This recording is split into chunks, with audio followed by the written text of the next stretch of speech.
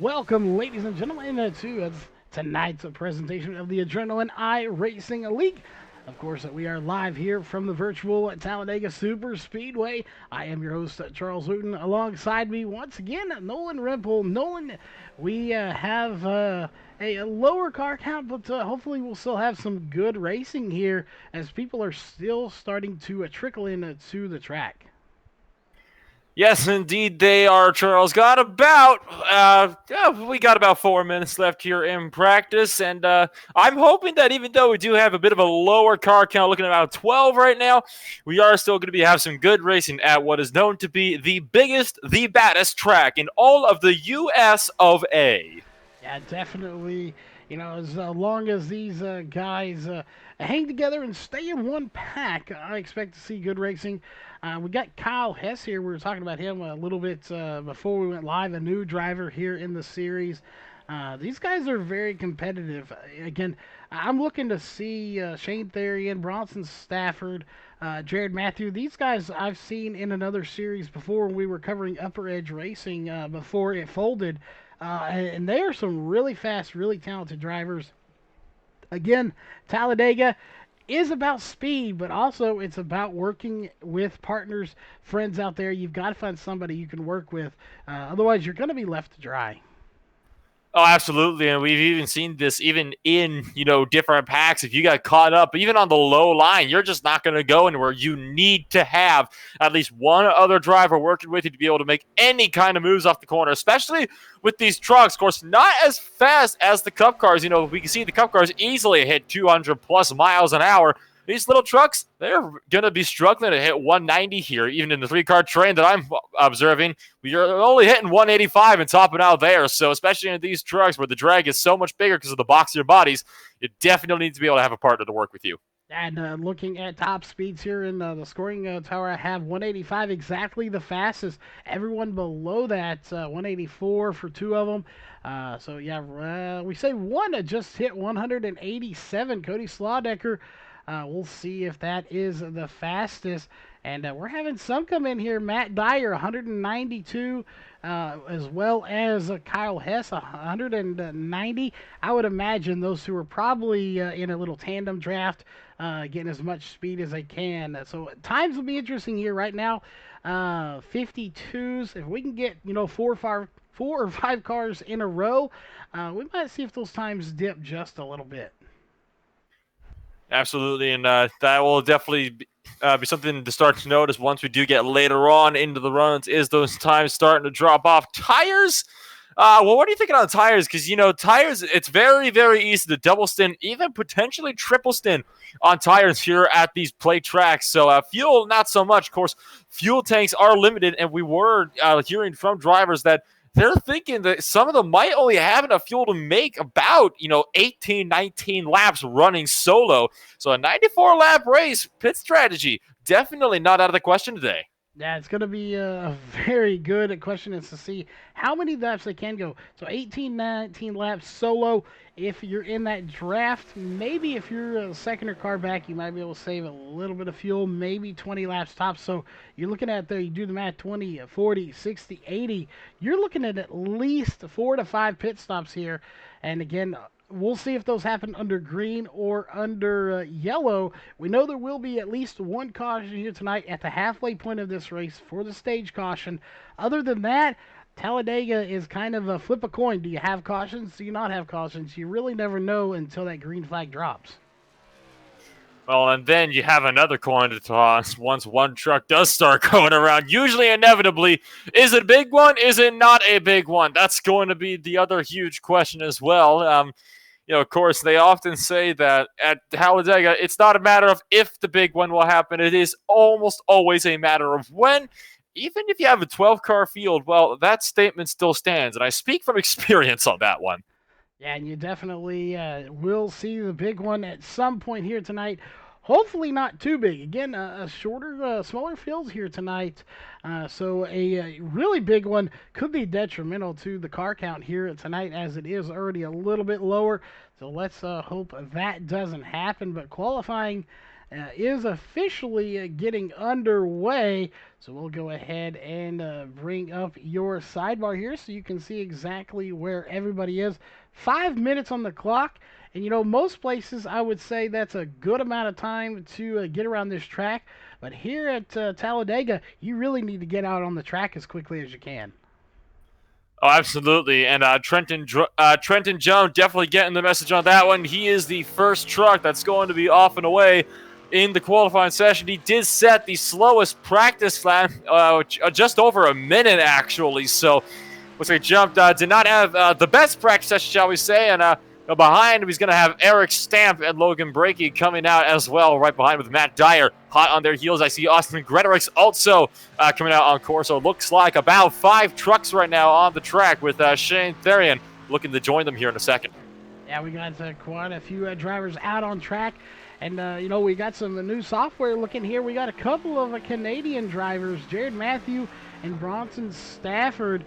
And I believe Austin Gretorix down there, I believe that is the green, white, and orangish red flag. I believe that is Ireland, if I'm not mistaken. I am not 100% on that, as I'd have to look that flag up. But it looks like a Great Britain/Ireland flag. It is. So we got somebody from across the pond over here joining us tonight here in beautiful, sunny Alabama. Trenton Drum currently on his first flying lap, and of course expect the first flyer for most of these drivers to be definitely slower, because the way you got to run qualifying here when you only got 2 laps, Charles, take your first lap, run that outside line, get right up next to the wall before you come chop down, and then just hug that inside all throughout the second lap. You take that outside line, you use that to build up your momentum. Most trucks are on course now, some currently on their out lap, others on their first flying laps, and just as we've seen time and time again, pinning it right to the wall. Yeah, they are pinning it right into the wall. Matt Dyer out there as well, that 84 machine. We'll see. Times that will be coming in here, as right now I think the first time that's going to be coming in is going to be Trent Jump, as he is just about to complete that lap, and right there will be the line. We'll see what kind of time he does put in, and it's going to be a 56.35. So again, a slower time, but that was considered his kind of first almost warm-up lap. This one will definitely be slower, or lower. Yeah, I was going to say, if this lap is somehow slower when he's 2 lanes down, I would have some serious concern on the overall horsepower. Right now, that lap was good enough for second. Austin Gretorix, a 1:02. So somebody clearly was having some struggles, maybe getting up to pace on that top side. He'll have to hope that he is up to speed now for that second qualifying lap. But meanwhile, Trenton Jump currently off of turn number 4. Of course, start-finish line not in the tri-oval. It is all the way down just yonder. So bit of a longer run here, keeping it right down to the yellow line. This is looking good for a fast lap. It's definitely going to put him on pole. And what is it going to be as comes across the line? A 55.748. The question is that good enough to keep it on that front row? We'll definitely have to look, as you see right now Eric Stamp fixing to complete his second lap, and we'll see what that time is going to be. 55.74. He tops him by just a little bit. 4 thousandths of a second. Second and third were separated by, of course, I said second and third. That is because by, again, less than 10 thousandths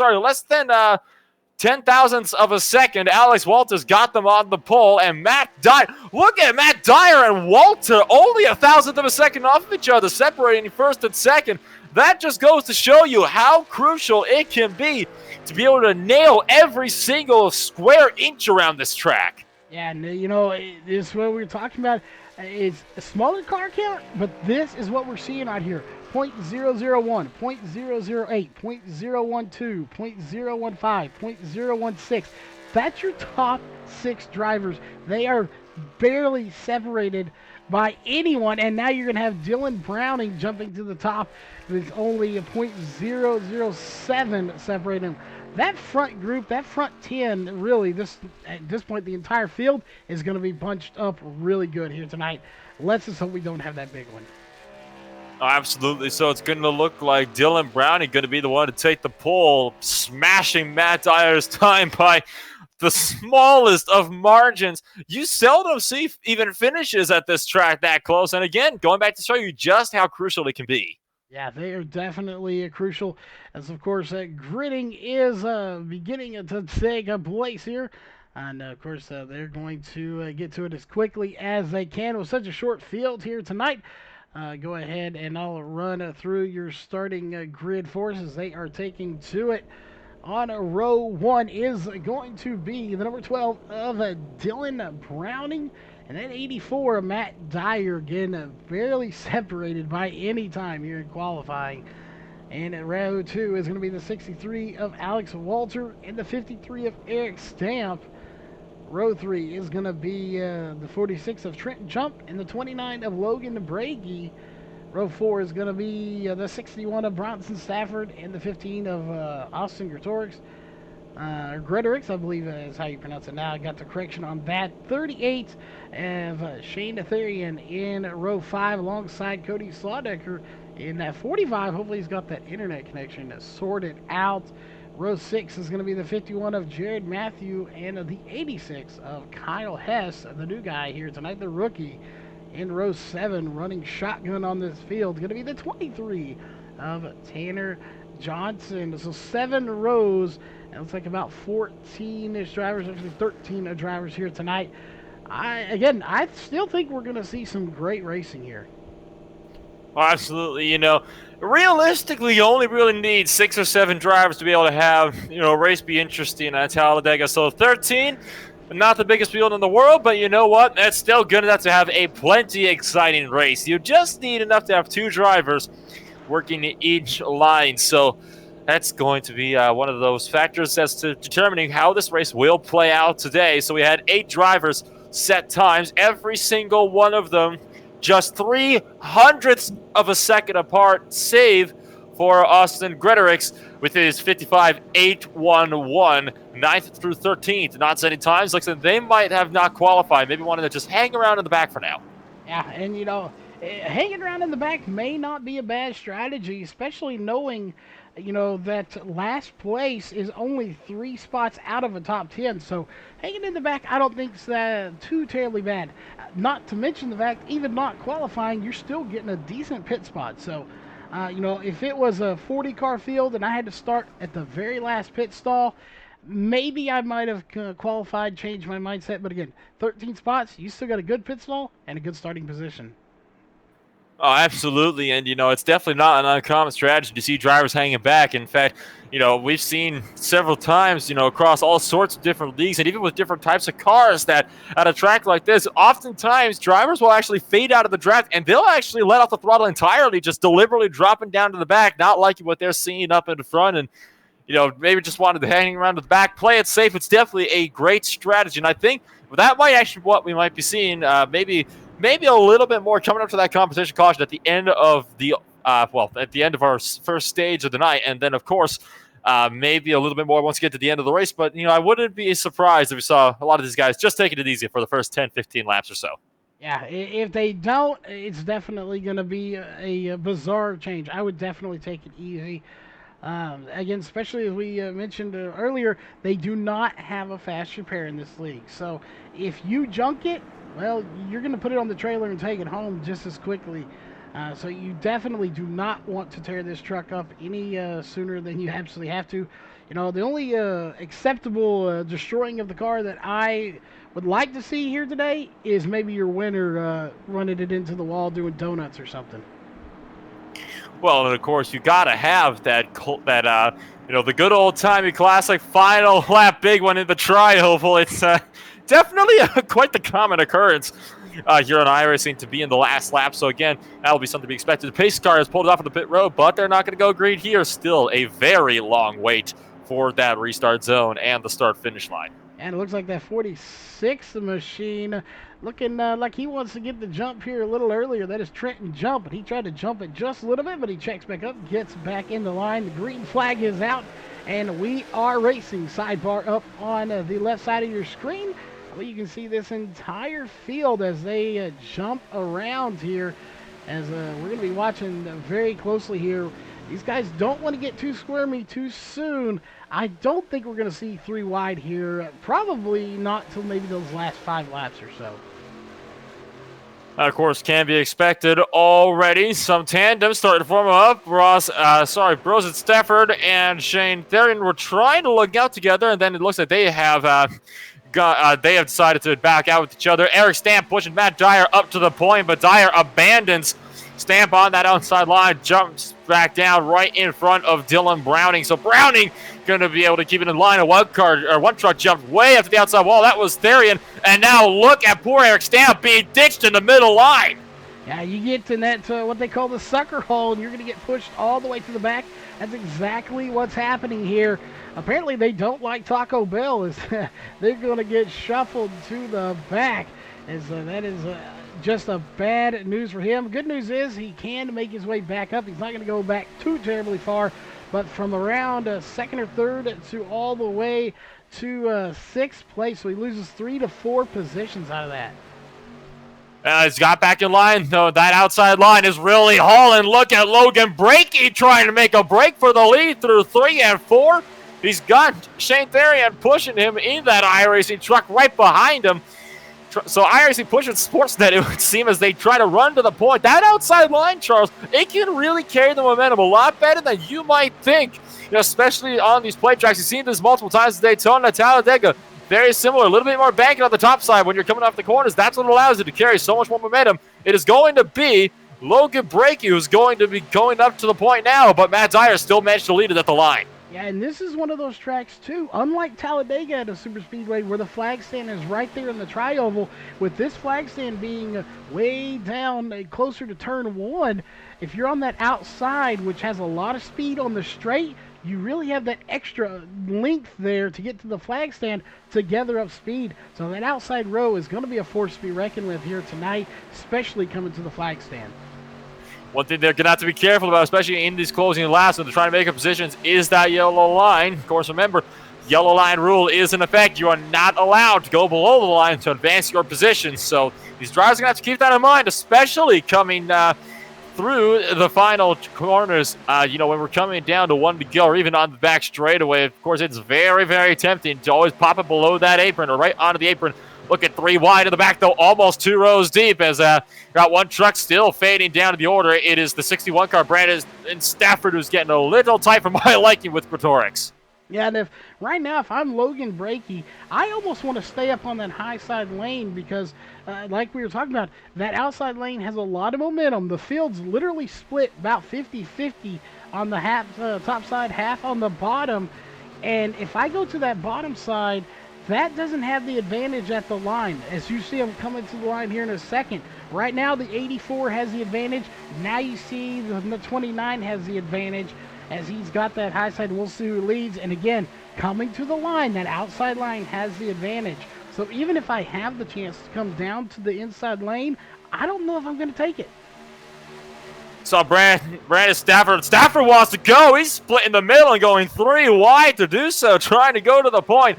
Brakey forced to back out. He actually muscled Therian out of the way, and now here comes the 46 truck, Trenton Jump. Jump wants to move in, links up with that 61 GoPro machine, now going right through to the point, side by side for the race lead. Once again, to turn number 3, coming to close on the first 5 laps of the day. Already, we've had a couple of close ones. Yes, we've had some very close ones and some really good side-by-side racing action. And I can promise you that 38 back there, Shane Therian, he is not done. He is a talented driver. He's going to want to get to the front as quickly as he can. And as I kind of figured, you see the 61 and the 46 both could have dropped down there and taken that inside lane to take the lead and, kind of secure it. They're not going down there.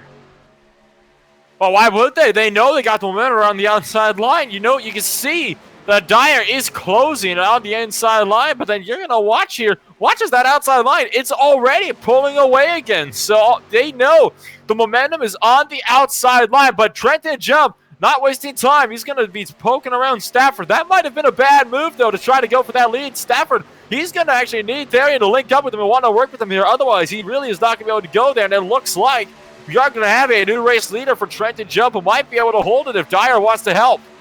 Yeah, and Dyer's going to push him here alongside of the 12. And we haven't seen anybody getting offset here. They're not real close bumper to bumper, so I don't think anybody's going to be too worried about temperatures right now, as they're staying a little distance off. So perfect drafting going on right now. We'll see that outside line has lost a couple of drivers. They really need Jared Matthew in that 51 to get up there and start pushing as well.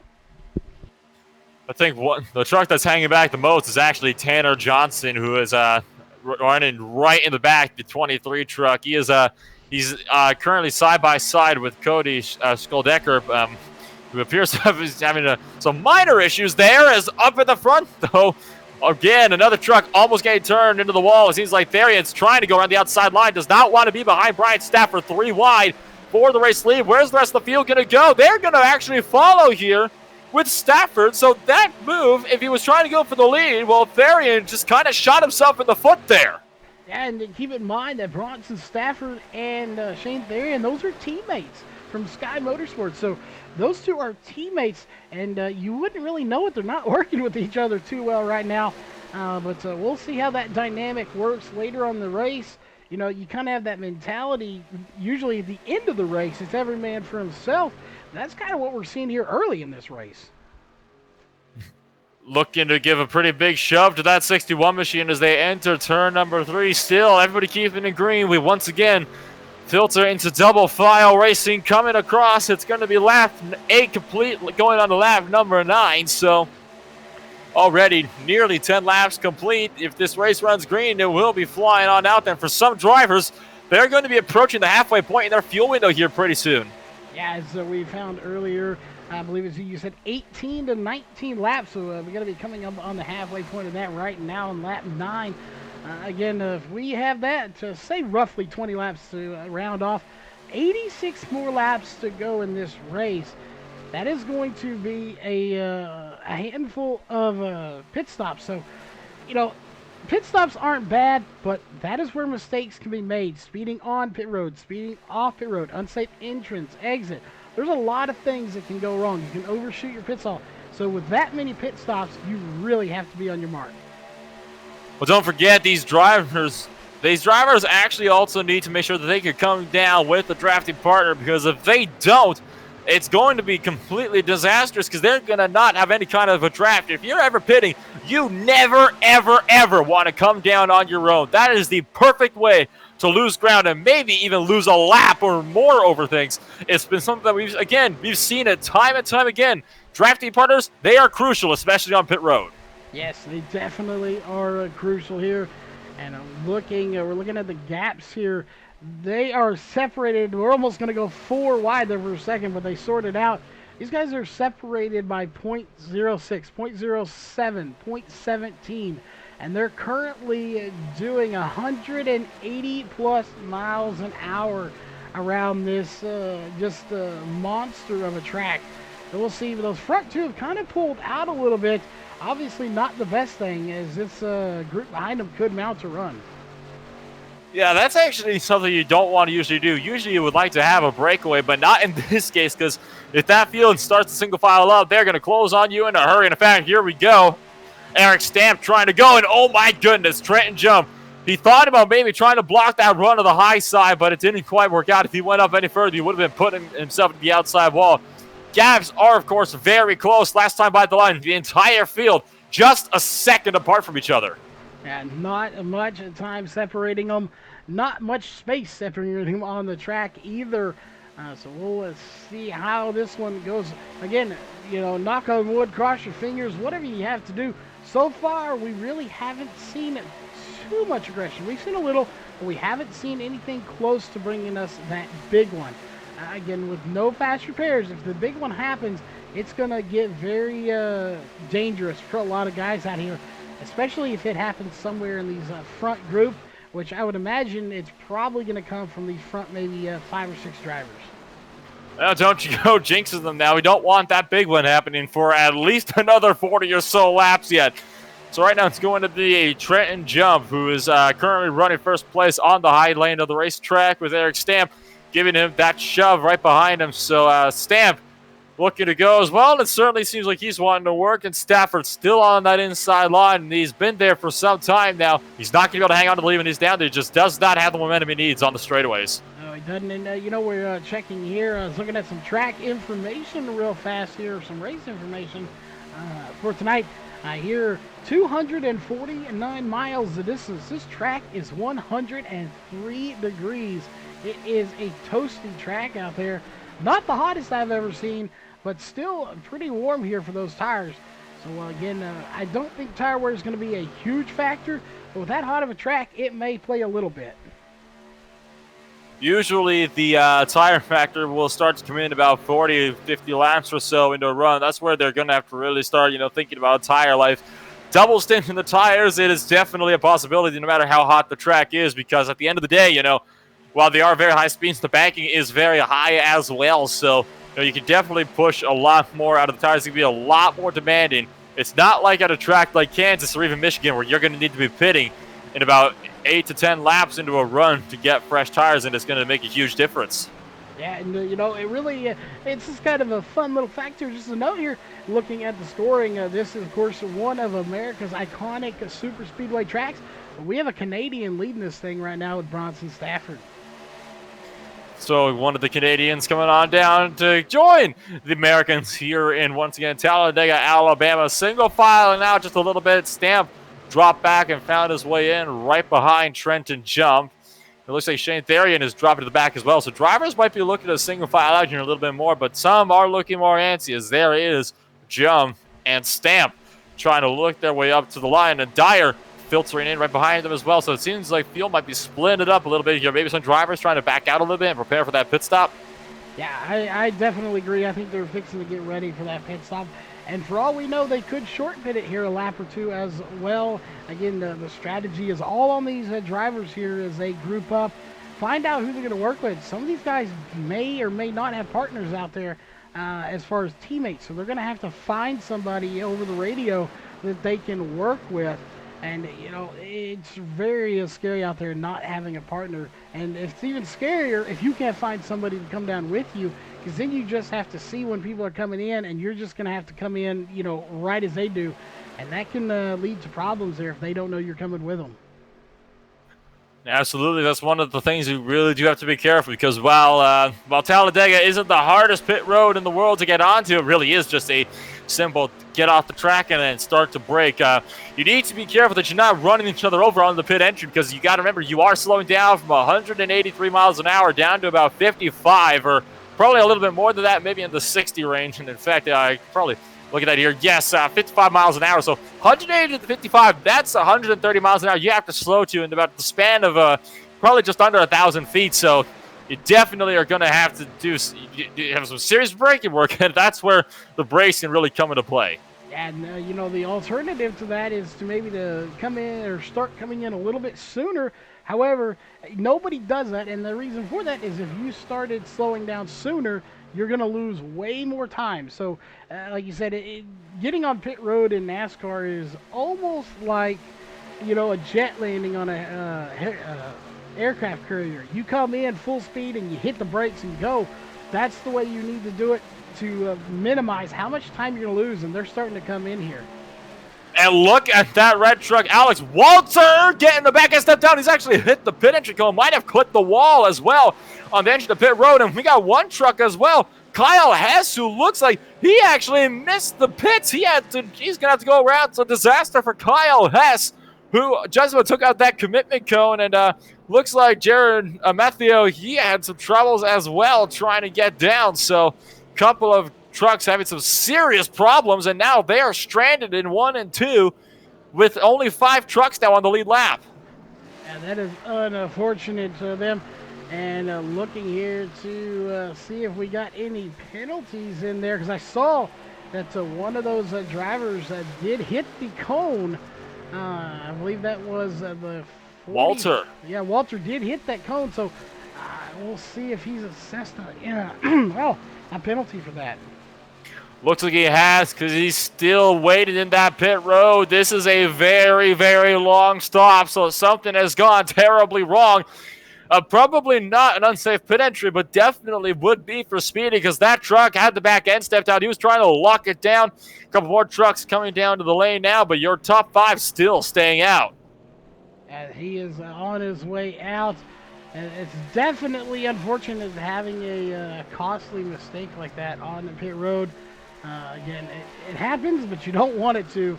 And when it does, it's just unfortunate. But maybe he'll be able to cover. We will have that stage caution at the halfway point. If he goes a lap down, that'll be his chance to get it back. And it looks like, yes, he is going to go a lap down. And now we've got 4 other drivers, and all 5 from the top 5 going to be coming down to the lane this time. And don't lock those brakes out too much. And it looks like all of them got down without much difficulty. So we're going to have to wait and see just what this will mean for a couple of drivers. 10 seconds now in the lane for all of them. Double file coming on in. It's definitely a risky move. You, of course, can wreck each other in the pits. That's something you don't want to be doing as well.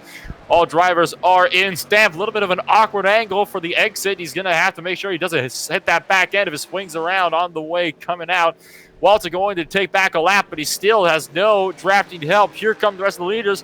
Bronson Stafford and Matt Dyer currently battling as they come around the tri-oval now, and the rest of the field is off and away. It looks like they'll be regrouped on the back straightaway.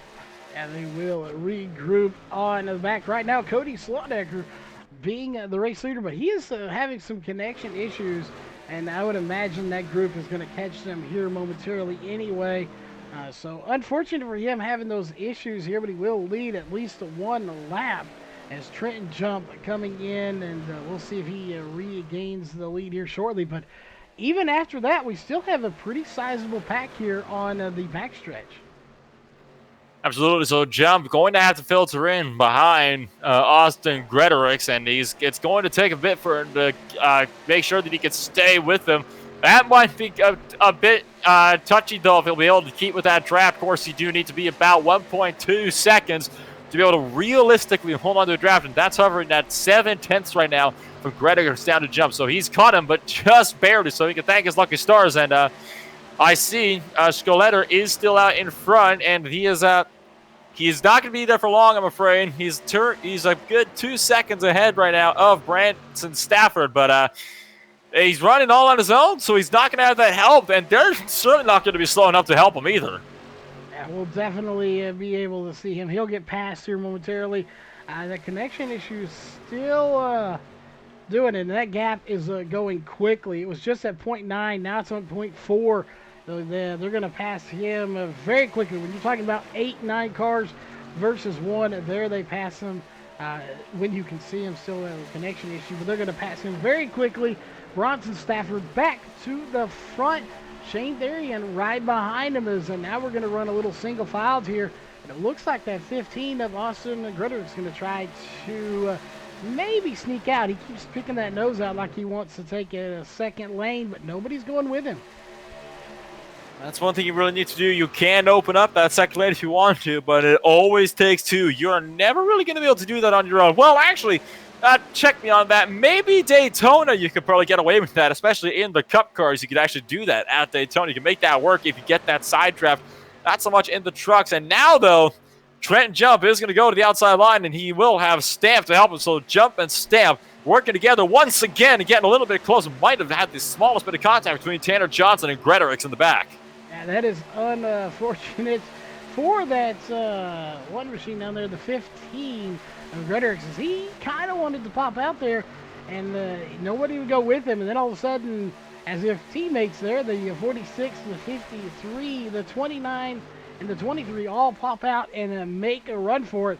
And we'll see. It looks like the front 2 are going to do it. Trent Jump and Eric Stamp are going to take 1-2 as they get in front of the 61 of Bronson Stafford, but they're going to leave the 23 and 29 kind of out to dry.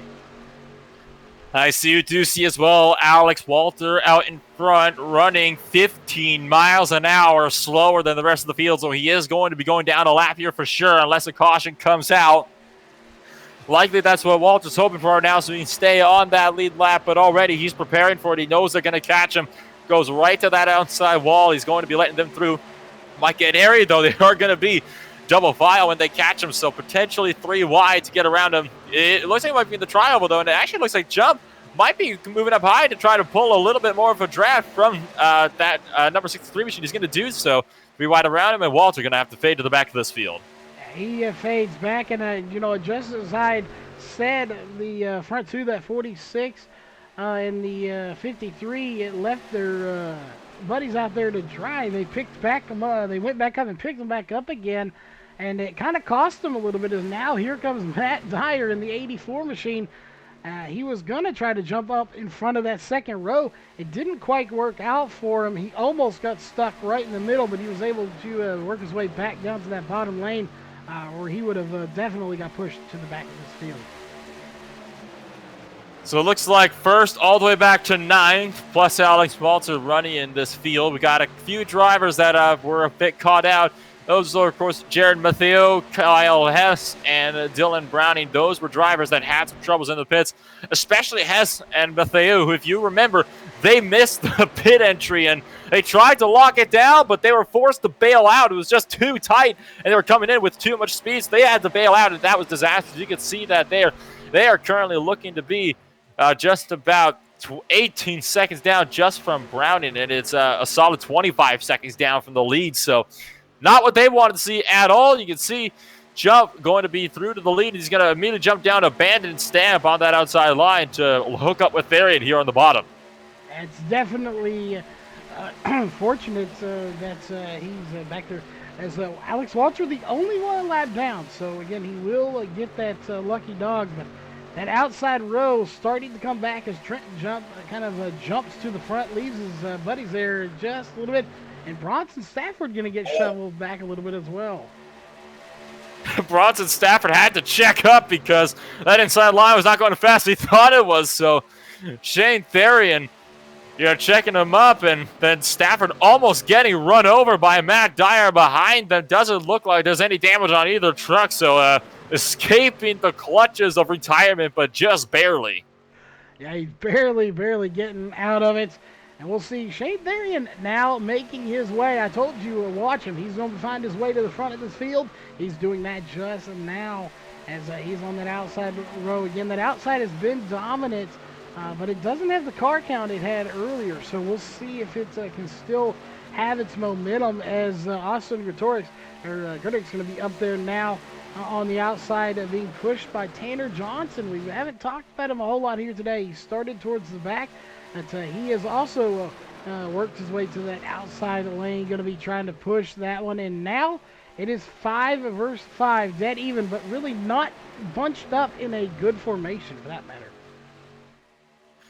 So it looks like a couple of trucks are trying to work together there. Of course, you still have Gretorix, and so you still got Stafford and Jump trying to work together. And on the outside, of course, Therian and Stump are still working together. So you got two really real tandems. One on the inside, one on the outside. You can see that 84 machine. Dyer's still trying to find something to work in the middle groove. You can tell that Dyer's been looking to that worst that middle line. He's wanting to get to the front, but he just has not been able to do that. Of course, he is down 3 spots where he started.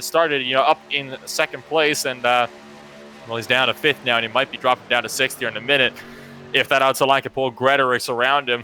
Trent Jones been having a very good race thus far. He's up 4th for his start. Of course, it doesn't really matter a whole lot here on a super speedway, but he's been having a very good race, and he's been leading quite a few laps as well out in front there. He definitely has. As we'll switch over to the main bar, check it up. You can see Trenton Jump has led 10 laps here with the Adrenaline iRacing League.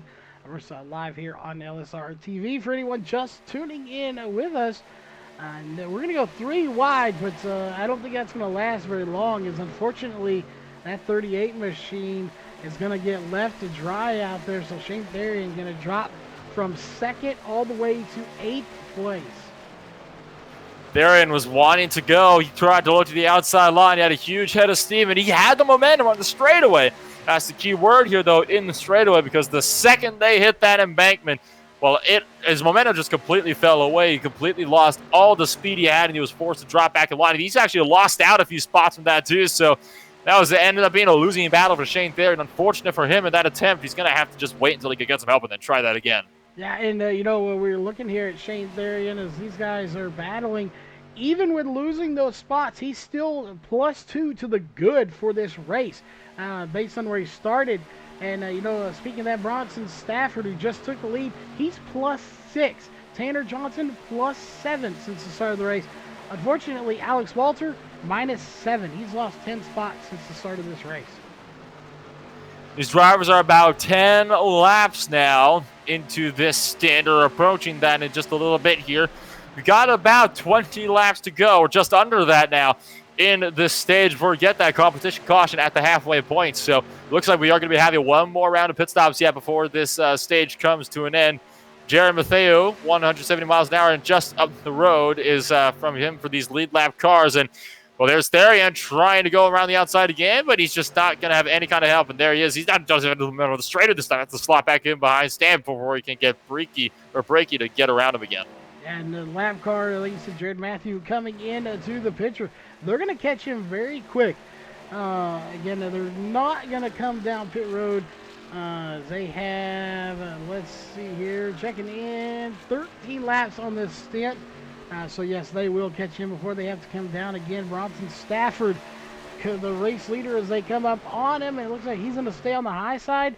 And I don't think we're going to have too many issues here, as looks like they're going to single file out and get by them. So, lap cars not really posing too much of a threat here to these leaders tonight. So far, not a lot of drivers, closing in a whole lot here, and it's been a very interesting one. Let me tell you what, this has been quite an interesting race, to say the least. There's been a little bit of strategy going on as well, and of course, right now it seems like a lot of drivers are trying to go the distance as we do single file out again. And noticing though that middle line, that's where all the drivers are wanting to be, and you see Eric Stamp, he's getting kind of abandoned on the inside right now. Stafford is still choosing that middle groove, so he knows that again, that is where the momentum is, and there is Dyer trying to look around the outside. He's not going to be able to get anything up there, though. Just does not have any help around there. Nobody wants to take that outside line, do they? No, that third lane is just not, it's almost like the forbidden zone or something. Nobody wants to go up there. Somebody tries, and everyone's like, nope, no, we're not going there with you. You're going to have to come to us. So it's kind of weird that they're not. We'll see later on in this race game. We're not even to the halfway stage points, as we're on lap 31, still 64 laps to go. Maybe later on this race we might see somebody take that high side, but right now, like you said, that middle lane is kind of like the golden spots on the racetrack. And there you can see one driver up and into the wall, actually. Kyle Hess having to put himself into the wall to allow these drivers to get through. So right now, Kyle Hess, one lap down, but I believe Alex Walters is still ahead of him, in terms of those cars that are one lap down. And I think Jared Matheo, he's actually caught up in this one as well. So now we've got just about our entire pack reformed. And excuse me, yes, so yeah, every driver except Kyle Hess is caught up in all of this now. And Kyle Hess, unfortunately, he had put himself into the wall, so he's lost all of his speed, and he's already lost the draft, too. That's unfortunate for Jared, Alex, and Kyle. Those three, of course, one lap down at the moment. They'll try to get that back when that caution does come out for the stage. Assuming we don't see one before then, again, we don't want to jinx it. We'll knock on some wood, but we have not seen a caution here at Talladega so far, and we are 32 laps complete, as there goes the 23 of Tanner Johnson. Going to try to make a move on the outside, but nobody's going with him, and he's going to fall back at least one, maybe two spots. Well, my desk does actually have any wood, so I'll just do that, knock on some wood, and now we should be good to go here until at least that halfway stage caution. Tanner Johnson, like you said, he's trying to find the speed around the middle line. He's got actually one of those lap trucks in Matheo, who's going to give him a big shove up the backside to definitely give him a help here. So Matheo, despite being a lap down, clearly not afraid to, do some pushing and help some other drivers get up to the front. You can see Alex Walter trying to maybe just hang back there as well. And, that might have not been the best move from Johnson, who actually ducks down. Johnson ducks down to take the lead. And that might have been a costly move. And it looks like we've got a couple drivers coming down to the pits here. Therian going to come down with Stafford, Dyer, and Gretorix. All drivers, seems like that. I think they got all down to that pit speed limit just fine. So 4 drivers currently down to the lane. And they are indeed. And almost little contact between the 61 and 38 of Therian and Stafford, but they get going as they both pull in at 2 of their stops. And Therian missed it. He's going to have to back up. That's going to cost him a little bit of time. It wasn't too bad, so we'll see just how much time it does cost him as everyone is done with their stop and leaving that came down pit road. So those four getting out together, and that's exactly what they needed to do. You do not want to be caught alone. So some drivers definitely coming down, and they're going to be all set to go now, most likely through to the end of the stage. And now it looks like the rest of the field going to be coming down to the lane now. And Trenton Jump trying to make up a couple spots at the entry. He's going to do that, and almost side by side as well with Stamp on the entry. Looking for 3 wide too, and they got the entry. And looks like Skulldecker decided to back out of that one and decide I'm going to just play it nice and safe here. So drivers now going to pull into the pit stops as we wait to see where they'll filter out in relation to Stamp, Jump, Breaky, and others. And the 53 of Trenton Eric Stamp almost getting into the inside pit wall. He really locks up the brake, gets out, and he's going to take a short pit stop there. It looks like 10.47 seconds. So he gets out a little bit ahead of everyone, but I don't think he's too far. They'll definitely reel him in, and we will go back to pack racing soon as that front group that came in will be catching them here momentarily. So right sides only then for Eric Stamp. That's why he got such a better run off the out of the pit road and with that 10-second stop. And oh my word, that was close on the exit of the pits as they were trying to merge onto the track. And you saw a couple of trucks already trying to take evasive action there. Stafford through to the lead, and Dyer's actually dropping back. Looks like he just got abandoned on that top side. Yeah, he did, and he also took only 8.87 seconds on pit road, so possibly just a splash of fuel for him. A very, very quick time.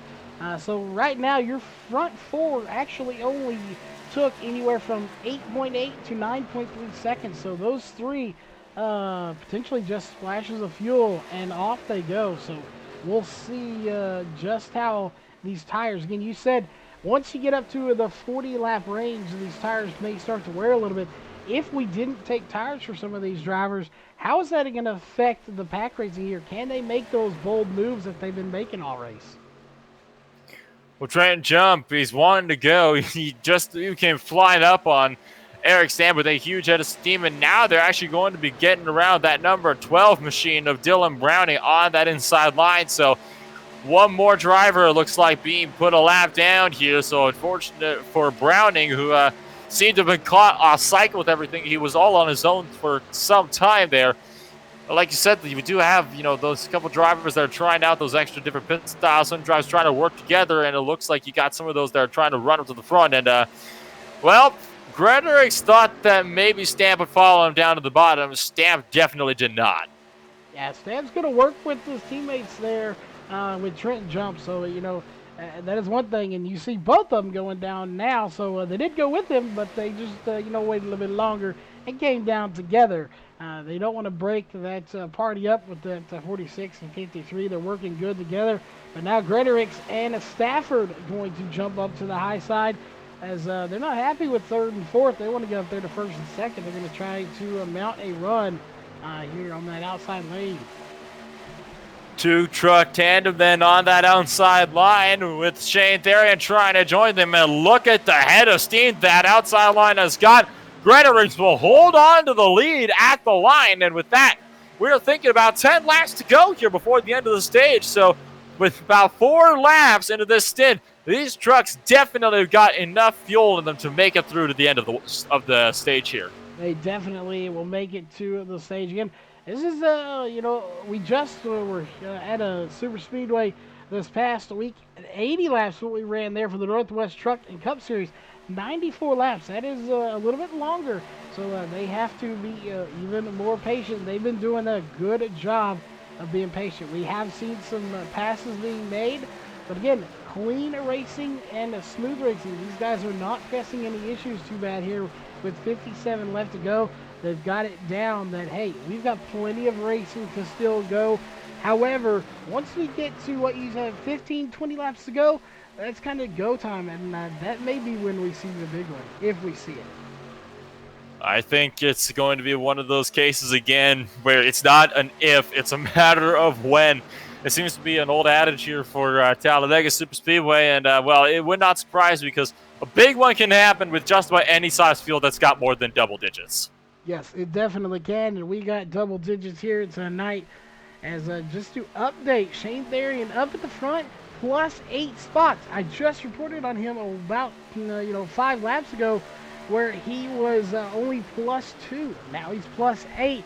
Everyone in the top 5 is actually gained positions. Plus 8, plus 2, plus 2, plus 4, and plus 2. And then Matt Dyer, -4 spots. So your front guys started in the back, but they're up at the front right now.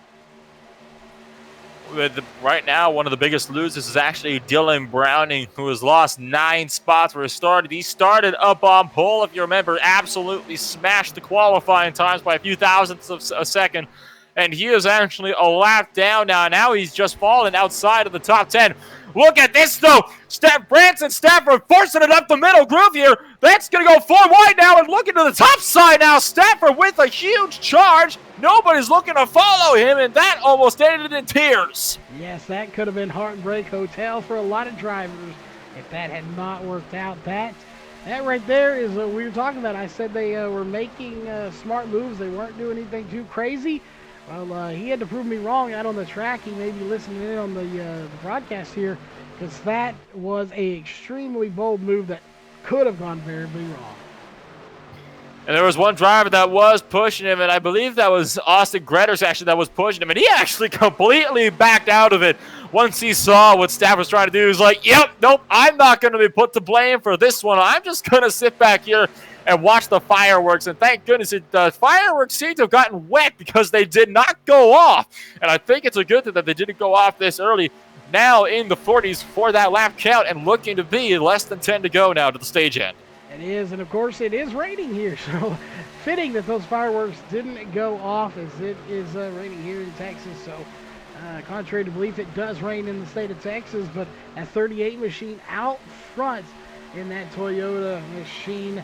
And right now, we have your top 3 Toyotas before you first have your first Chevy and Matt Dyer.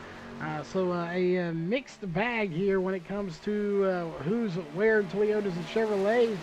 As you got to debate which one's better. Right now, it's Toyota. As Eric Stanton is going to take the lead as they're side by side coming down the backstretch. Stamp, once again, going right through to the lead at this point. It looks like just about every driver has led at least one lap this race, apart from those trucks that are a lap down and still getting quite a bit close. I'm almost trying to look like they might be trying to get a side draft off, and got 2 trucks trying to fit up in one lane. One truck into the wall behind them and might be going around. Not quite, but Greterix from 5th place has just body slammed the wall off of turn number 4. Looks like it might have gotten a little bit loose, or I don't know what happened. They just went straight on. And, he lifted earlier to not get involved in something and ends up getting into the wall there by himself. So, it's a turn of events. You never know what's going to happen when you come to one of these super speedways. You do all you can to avoid getting involved in something and then end up getting yourself involved in something. So, it's unfortunate. Good news for him, like you just mentioned, we are coming up on the halfway point here very soon. As we've completed 42 on lap 43. We have 52 to go, so that halfway point coming up very soon. So if he does a little bit of damage, he can get that fixed under yellow and get back on this track and be a contender here for this race. Bronson Stafford tried to hook up with Matt Dyer to give him a push around the outside line. Stafford had tried to go for the lead and was not able to make it work. Now Stafford going to try to go for the lead himself, but it's just not going to work. He does not have the run. Lap traffic on the horizon. Tanner Johnson, another truck that's already a lap down. He's going to be put down a second one here, so he is going to have to get out of the way. So he is going to be 2 laps down this time. They're going to catch him right here on the back straightaway. This is where they want to catch him. They want to catch him on the back straightaway. And now, oh, never mind. I say that. Well, now they're going to catch him in the middle of the corner. So this might be disastrous. He stayed in the middle groove. He's not letting the lead lap traffic through. That's going to check up that entire outside line. So Eric Stamp, Trenton Jump, and Bronson Stafford getting completely messed up here. And Stafford trying to go around the outside line, maybe find some momentum there now, but it still is not going to work there. That was a bit of an interesting maneuver there from Johnson to block the middle groove. Yeah, and I do know the 23, the 53, and the 46 are teammates, so they may have communicated that a little bit. We obviously don't know for sure, but the truck doesn't look damaged. Ooh, as the 53, sorry, the 46 takes a little wiggle there.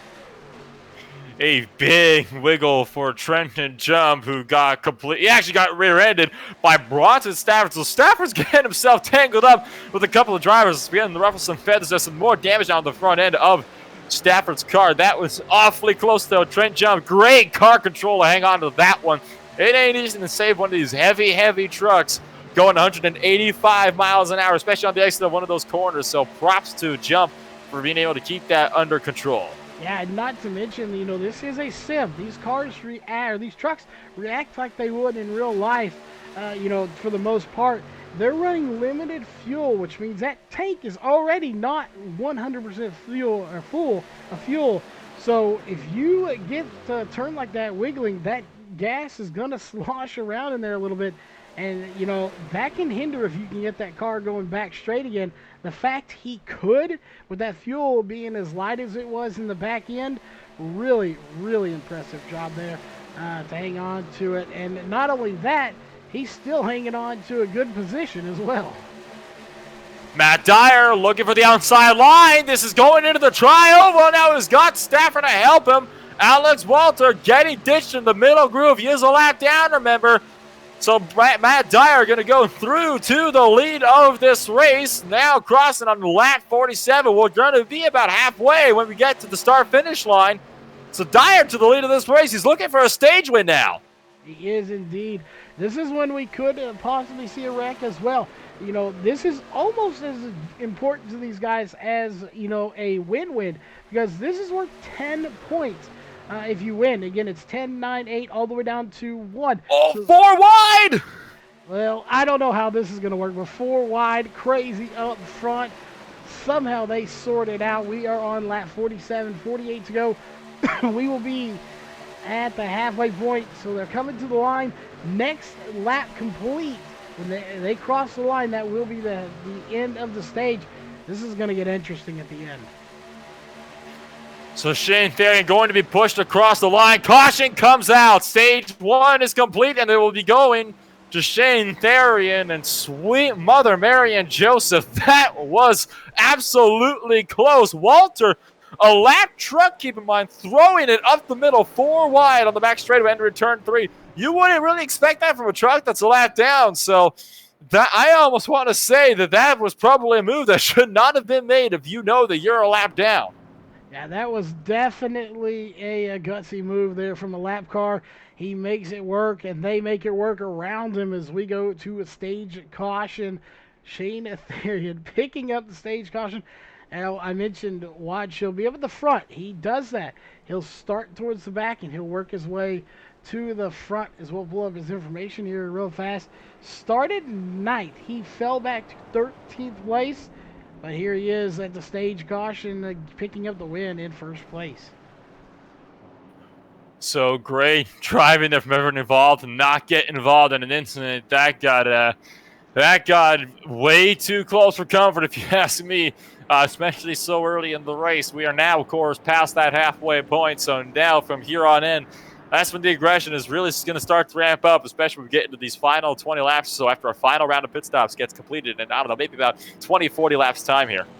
Yeah, definitely a good half to the first half to this race, as they are going to come down pit road. Keep in mind, as it looks like everybody that can is coming down pit road.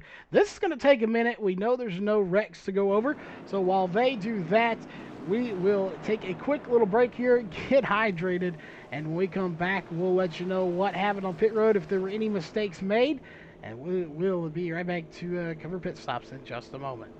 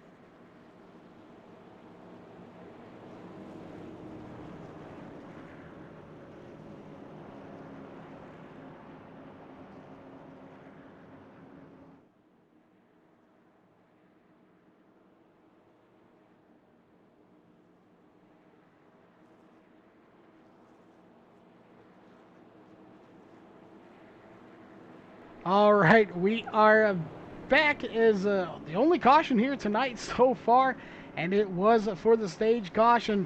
Of course, we were sitting here debating while we were off the air there for a moment. What is, or not say what, when is the big one going to happen? I think we're both on the same page. It's either going to happen pretty soon or it's going to happen in those last couple of laps when these guys are jockeying for position, trying to get to the front. It's racing though. You never know when it's going to come. It could be soon. It could be in 20 laps. It could be the end of the race. You never know. Yes, indeed. And my personal prediction on that one was if it doesn't happen in the first 5, it's most likely going to end up happening in the last 5.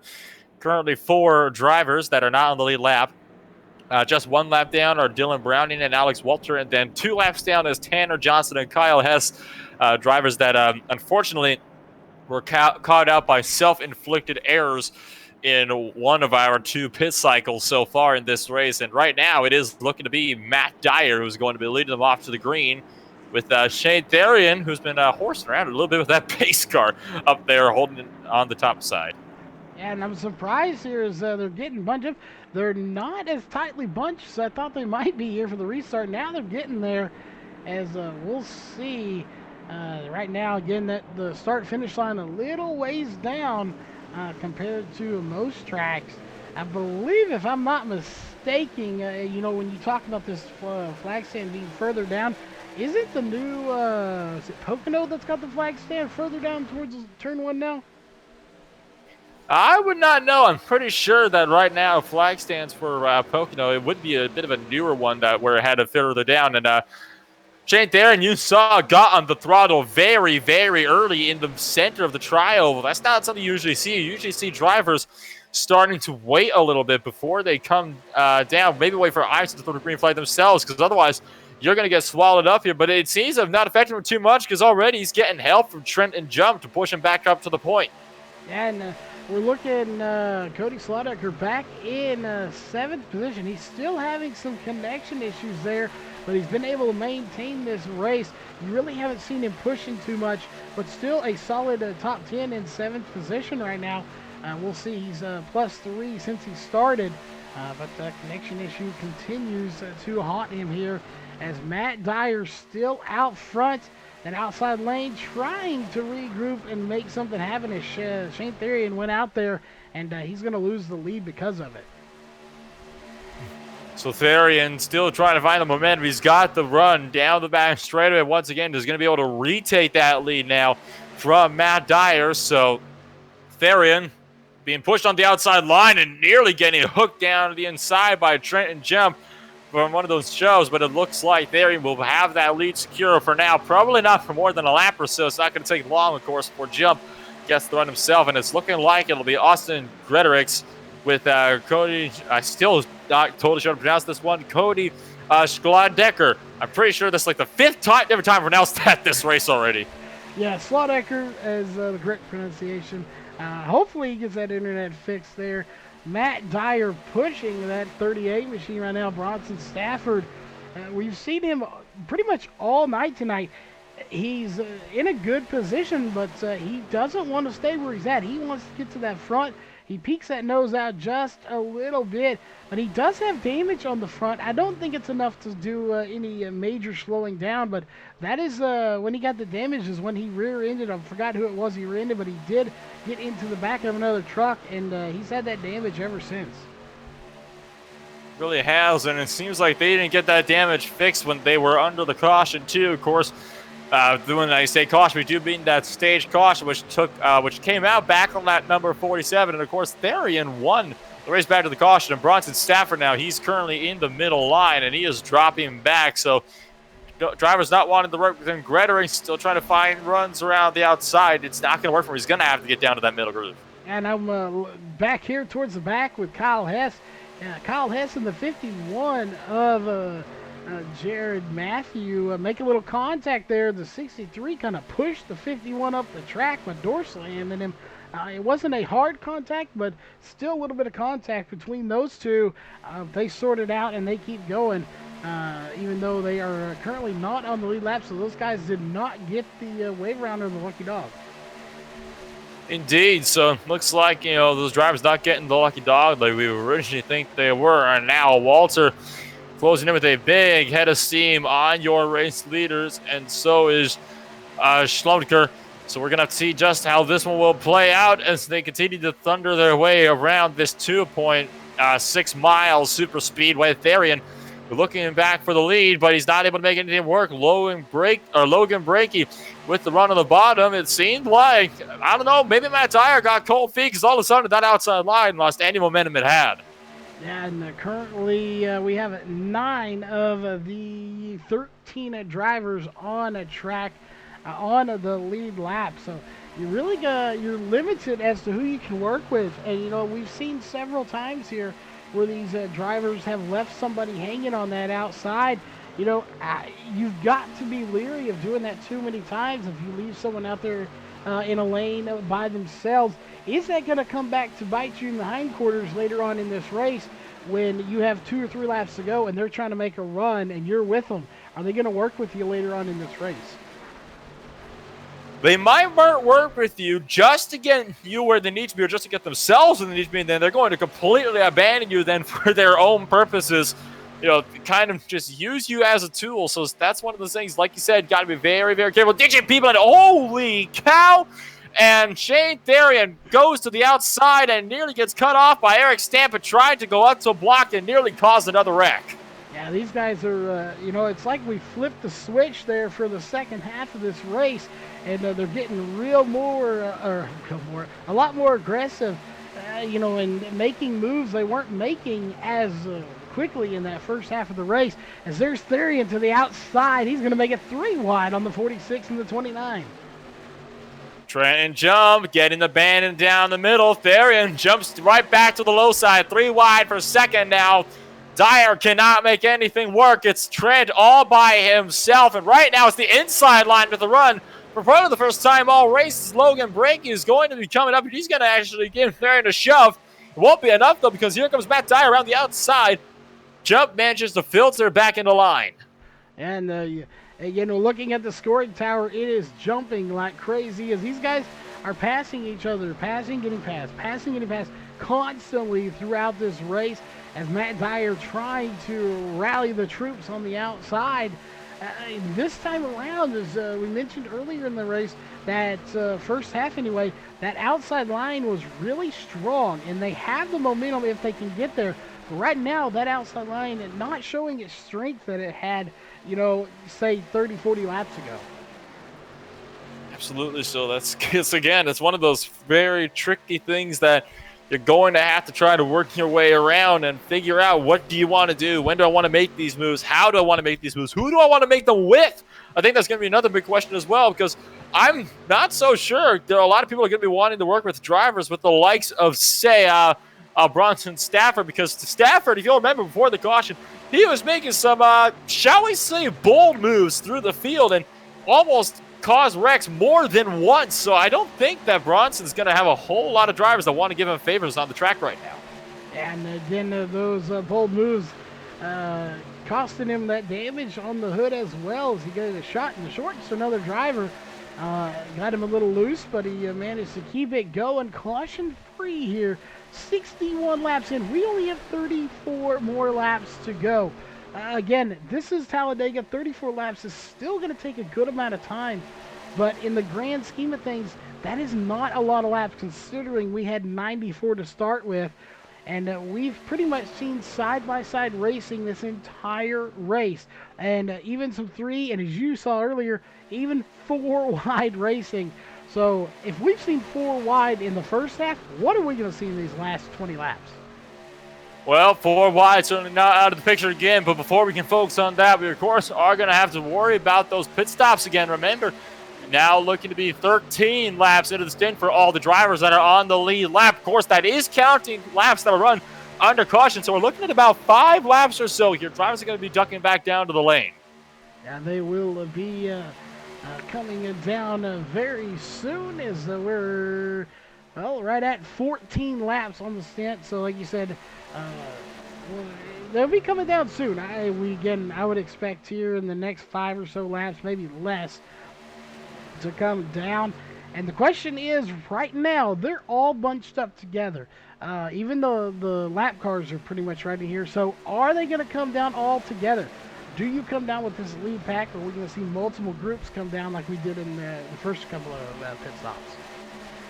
I would expect it to be a couple of groups. And in fact, some drivers actually elected to come down early. Stafford among them. And he's going to be side by side with Dyer as they enter the pit lane right behind them.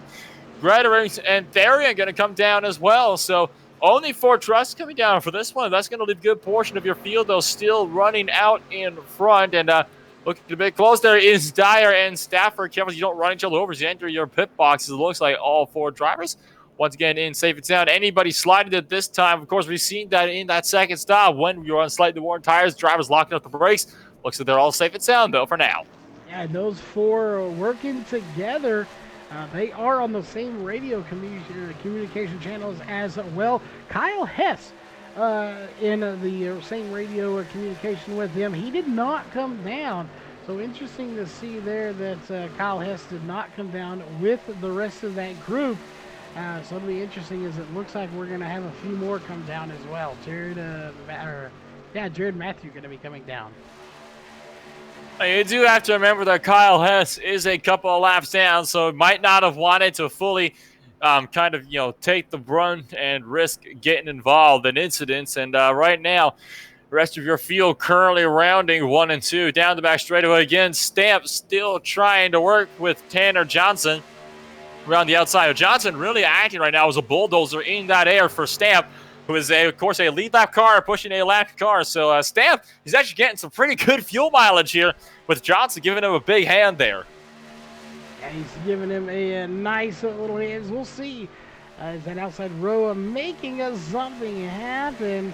Again, these guys are going to have to come down fairly soon. I'm surprised they haven't already, as everyone has completed 4 stops here today, except for this front group, and then, of course, Kyle Hess, who's back in 13th position. But these guys have got to come down very soon.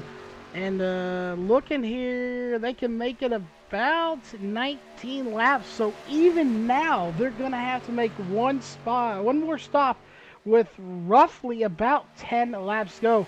That's going to be an interesting pit stop. But you almost wonder if they're going to try to short pit and then last it out to the end. It wouldn't be out of the question. That will just take a splash and dash for, just to end things off. So it'll be one thing that we're going to have to, again, keep our eyes on as time continues to tick away here in this race. Yeah, we'll keep an eye on everyone. Right now, even with that connection issue for the 45, which looks to be sorted out for the most part, he's at +7. Logan Brakey +5. So these guys, again, the ones that we mentioned, just because you start towards the back, it doesn't mean you're going to stay there throughout this race. But again, they still have to come down and pit. I would imagine they're probably going to come down this time, if not next time. They have to come down soon, as the first one that has pitted is going to be actually Slaudecker. He has come down 4 times already, so we'll look to see who takes the lead here momentarily. It actually looks like Stafford and the other 3 drivers that came down with him actually pitted. They actually, it looks like they short pitted because so far, everybody else, they are sticking it out, so they're going to be crossing onto lap number 18 of the stint. And, it was about 3 laps ago that Stafford and his other group came on down, so it definitely is looking like they came down and short pitted, probably set themselves up for that final pit stop in the run. Yeah, they definitely have set themselves up. The question is, will this strategy be the winning strategy? If it is a winning strategy, then who's going to win it? Because you got the 61, the 38, the 84, and the 15. Those are 4 very competitive, very fast drivers. And, it comes down to, like you said, they're working together right now as teammates. But in those last final laps, I think you can attest to this. You don't have any friends on the track. Absolutely not. All alliances, even alliances in your own teams, can often completely fall apart in the final laps of a race like Talladega, where it's just There's so much on the line. You're trying to go for whatever kind of spots you can. And good grief, that lead group still staying out. They're really trying to push that stint now. Of course, the first 3 or 4 laps of their stint was run under caution. They could realistically probably go for about another 2 to 3 laps yet, but they got to be coming down here within the next 5 or so. Yeah, they definitely have got to come down soon. As we're looking at lap times for this front group, their last time by was 52.10 for Logan Brakey. Going back to Bronson Stafford here, last lap was a 52.49. So that front group, even though they're on older tires running lower on fuel, are actually a little bit faster because there's a few more trucks in the group. So again, it comes down to they pitted together. They're going to pit together again, and if they can stay together, they stand a good shot. Well, Tanner Johnson just confirmed that he's going to be coming down with the lane this time, so it looks like we can expect that we're going to get a bunch of drivers that are going to be coming down. In fact, Trenton Jump and Eric Stamp have just said the exact same thing. There's Logan Brakey as well, who's just announced the exact same thing. So we're going to be getting the rest of the lead lap group here down on the pit road. Still not sure on what Kyle Hess will do. He is at the back of this one. Of course, he is 1 lap down. He's going to be coming down as well.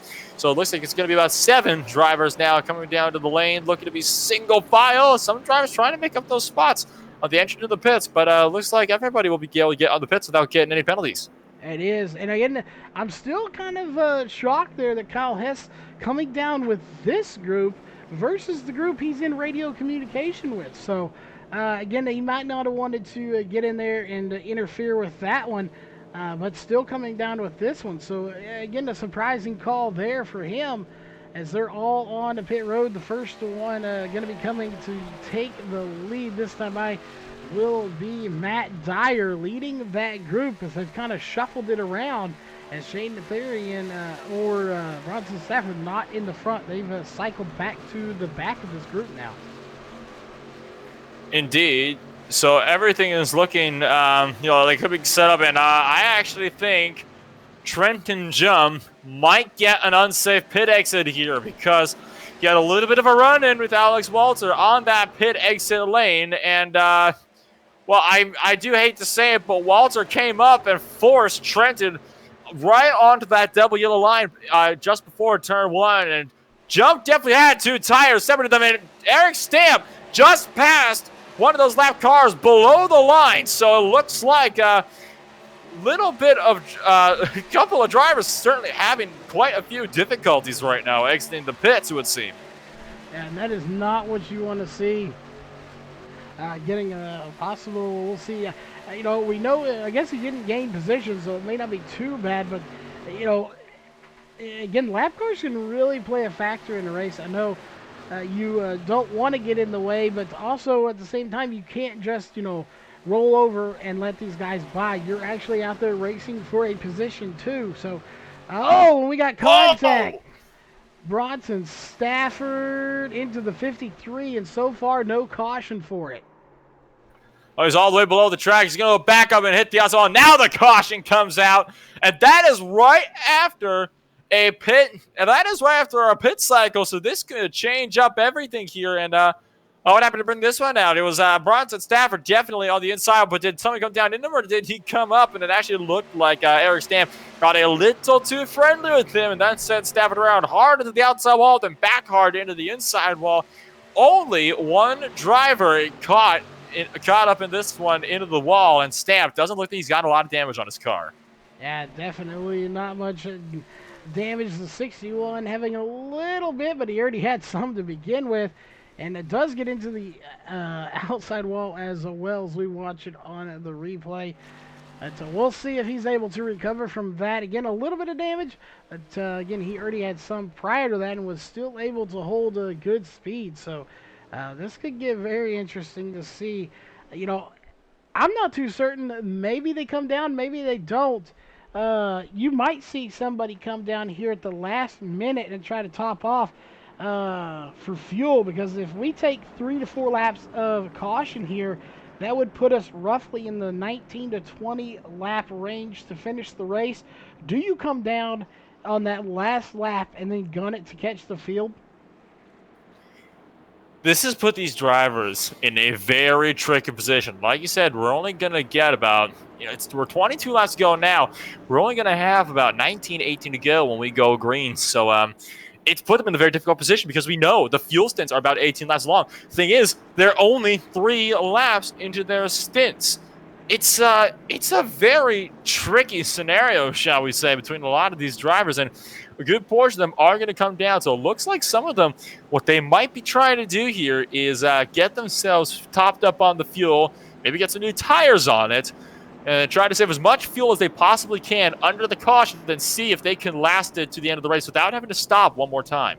Oh, and one truck, sorry to cut you off, one truck sideways into the pits, actually. Austin Gretorix taking a big slide and actually looked like he might have bounced off the pit wall. He actually got hit from behind for Logan Brakey entering the stall.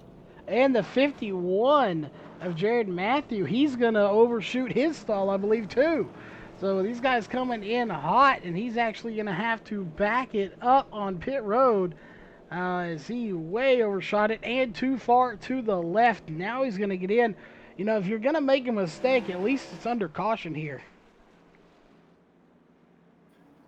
So everything's really heating up there. I think it's safe to say. I can definitely tell you that tempers are starting to flare. You know, usually we see the tempers overflow a little bit more when we come to the short tracks, but I can tell you that there are going to be some drivers that are definitely not going to be the most pleased with this, and it's a real brain buster, this one, with the whole fuel situation where we got here. It's going to be interesting because it looks like we will have some different strategy calls here. And again, it's going to be very interesting. 18 to 19 laps on fuel, and of course that is under racing conditions. We're going to have several laps under caution here, so that could make it. These guys maybe can conserve, and I believe if it's the person second, third, if they're in line, they're going to conserve a little bit of fuel too, because they're going to be on the brakes more, trying to not run over the guy in front of them. So with the draft, you're going to save a little bit of fuel.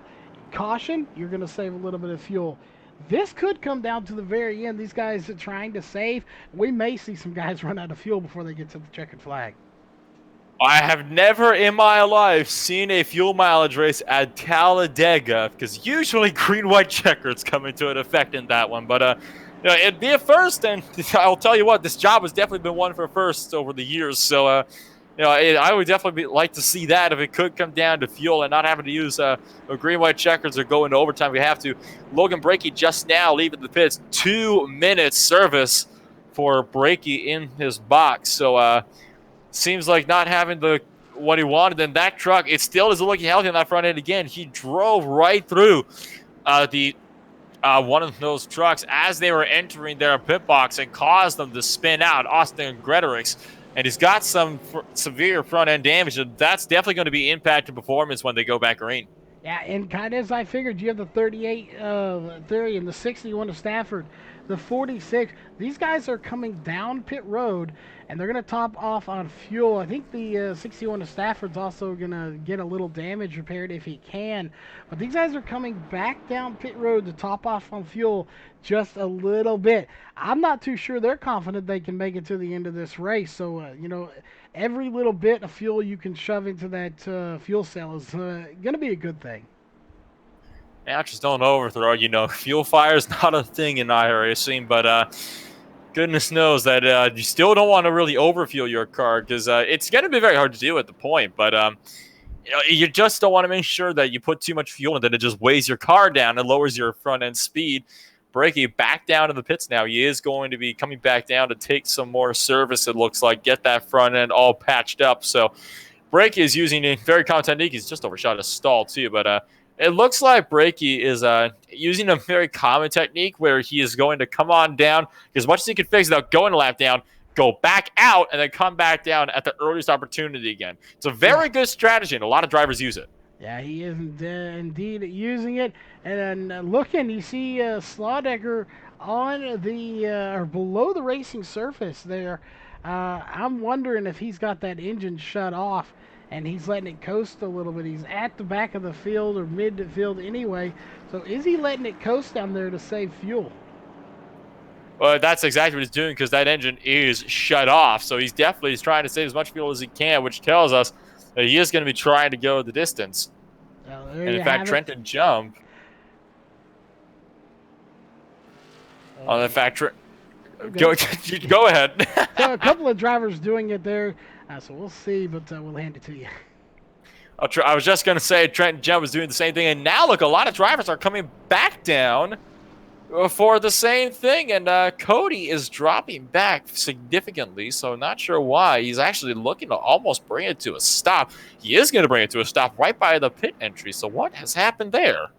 I'm not sure. Maybe he did come down. I thought maybe he actually ran out of fuel, but he is going to go ahead and now fire it back up and bring it down pit road. And we have the 86 stopped as well, I believe that is. Kyle Hess. Somebody stopped down there. Maybe it was a closed pit. Oh, actually, I have a theory here. I think maybe Cody was waiting for somebody to come and catch up with him because, of course, you can get penalized if you come into the pits and you need to let somebody pass you. You will get penalized for passing under the yellow flag. So he might have been trying to wait for somebody to pass up to him. Two drivers, of course, seem to have had that incident happen to them, and both have since gotten that penalty clear. Look, from the sounds of things over the scanner here, they were waiting on Logan Brakey, who was half a track away, so they really didn't have much of a choice there but to pit and come on down anyway. Yeah, and looking there, you got the 53 of Eric Stamp coming out of the pits. Apparently, maybe he's a little angry behind the wheel there. Took out the blue safety cone, so not sure what the cone did to him, but he decides to take it out on his way back onto the track. So we'll see. All in good fun with him there in that Taco Bell number 53 machine. We're going to get this thing going with at least 19. Yeah, lights are off. It's going to be 19 laps to go. This is going to be a close one. Those guys that just topped off, I think they should be able to make it. Well, this is a bit interesting here. You know, the lights are on the pace car, but you'll notice they are not double filed up. And I wonder if maybe the pits did close and they all got EOLs for pitting under the closed pits, that would certainly explain why we're lining up single file right now. It would indeed, and we'll see if those lights come back on. They're not, so we're going EOL penalties for some people. We're going to go racing single file style. Now, this could change things up for sure. I'm not going to go double file, so it'll be a bit hard for these guys to get three wide right out of the gate. Dyer has still got a tiny, tiny gap as they bunch up behind him. And somehow, I would like to mention Jerry Matthew, who was a couple laps down, he's on the lead lap and in second place now. So everything got shuffled around under that caution. Yeah, yes, craziness coming here. But again, this is Talladega. You never, like we said, you never know what's going to happen here. Is it going to be fuel, tire, EOL penalties? Something will happen. We got a good race on our hands here with 19 laps to go. Fuel going to be a factor for sure. I just don't know who's going to make it, who's not going to make it, or will anybody make it. Logan Brakey is dropping to the back of this field, so it looks like that car is very much hurting. Matthew is being ditched in the middle groove. Trenton Jump trying to fight the outside line with one on the bottom. It is going to be Austin Gredris is going to go on through now. Matthew going to filter back into the line with Jump right behind him. Single file for the entire field minus Kyle Hess, who is still one lap down and on that outside line. Mac Dyer somehow has not lost the lead on this restart. He is still going to be holding the lead, and it looks like everybody's willing to work together here on the restart. Yeah, they definitely are going to work together right now. But again, I know you said it the other night. 15 to go. That's kind of the point to where you have the point of no return. That's when people are going to start really getting aggressive. We are just a few laps away from that. We've already seen a little bit of aggression here, aggressiveness from these drivers. How much more is this going to ramp up here when we get into, I would say 10 to go? I'm not sure how much it's going to take, but can I just point out that Jerry Matthews just stormed 3 positions on the outside line with absolutely zero help. So Jerry Matthew is into the race lead, 3 spots, 4th at the start of the lap with, again, no help around the outside line. And it looks like Tanner D. Johnson's almost looking to do the same. Yeah, and keep in mind that is putting Jared Matthew at the front. That is 10 spots. He's gained 10 spots since the start of this race. So it's moves like that that have got him to the front. We'll see. That is going to be a big mover if he can stay where he's at. Again, the time will tell. He's got a .116 second lead over Matt Dyer. But like you said, here comes that 23 machine of Tanner Johnson. However, Tanner is not on the lead lap. He is a lap down, but he may get used a little bit here from that 12 of Browning, who is in second place. You almost wonder if Matt Dyer deliberately let off the throttle to let Matthew down in front of him because he realizes that Matthew would be using a little bit more fuel. So potential fuel conserving strategy, try to wear your opponents down. But now, Matthew's not going to worry about it now. Dylan Browning is going to be up into first place, and Tanner Johnson, he's the car that's being used as, the pick for the air right now. So Johnson, he's the one burning the most fuel, but he's not in contention for this race win. So right now, it's looking like all of your race leaders are going to be on the same fuel strategy here. Yeah, this is going to change things up. Had the 12 of Browning been out front, he would be kind of a sitting duck right now, using the most fuel, pushing the hole through for the rest of this field. But, you hate to say they're using somebody, but that's what they're doing. They're going to use Tanner Johnson here in that 23 FedEx Toyota to push the air and let everybody else behind them kind of benefit from it. So, yeah, like you said, this puts everybody in the same boat here as far as fuel and saving. That is to make things really interesting here coming these last, probably, I would say in about 7 laps, I think we're going to see some big moves being made. Things have been a bit more split up. Of course, you got your top 5. They're still kind of running the one big field. Then from 6th on back, things have single filed out. Might be trying to work their way back up there. As we see Therian now trying to fight his way with Matt Dyer to get around the outside. Dyer is done being stuck. He's trying to go for the lead now. 14 and a half laps to go, and Dyer just got ditched on the outside line by Shane Therian. A little bit of a strategy there from Therian to pick up a free spot around the inside line. And he's going to tuck back in. So good news for the 84 Matt Dyer. Had this been a little bit bigger field, that might have posed the problem for him, as he may have lost more spots, but he doesn't lose too many. And that's almost worst case scenario if you're the 38 to know that, you leave somebody out to dry, but they're able to stay right behind you. So we'll see how that works out for him in the end. But now Jared Matthew, who is doing good in the lead of this race, he is getting shuffled back as the freight train is coming by. So Matthew in a terrible position right now. He is definitely going to have to drop back several spots. He's going to lose out one here to Gretters. Might lose out another to Cody. And potentially one to Trent Jump if Jump continues to reel in that gap. He's got his foot to the floor right now. And it actually looks, though, like Matthew will be able to slot in between Cody and Gretorick. So Jared Matthew, he has definitely had a bit of a tough lap there, but he's back with it, and he's already back to the point and trying to make up spots around the outside. Yeah, he's back there once again. He is not content with running this freight train on the bottom. He's going to try something. We'll see. Again, this is what we expect to see here in the next couple of laps, is drivers starting to decide they're not happy with their spot. They want to advance even more and push that outside lane. Right now, nobody's willing to really jump out there and help that 51 machine. Again, I expect here in the next 3 to 6 laps or so, I expect somebody to jump out there and help him, and that's what he's banking on by just hanging out there right now. That's what we're going to be expecting to see. So currently Matthew side by side with Austin Gretorix. Those are two drivers that they've been side by side for about a lap now, and finally Matthew is going to have to yield. Still Tanner Johnson out in front.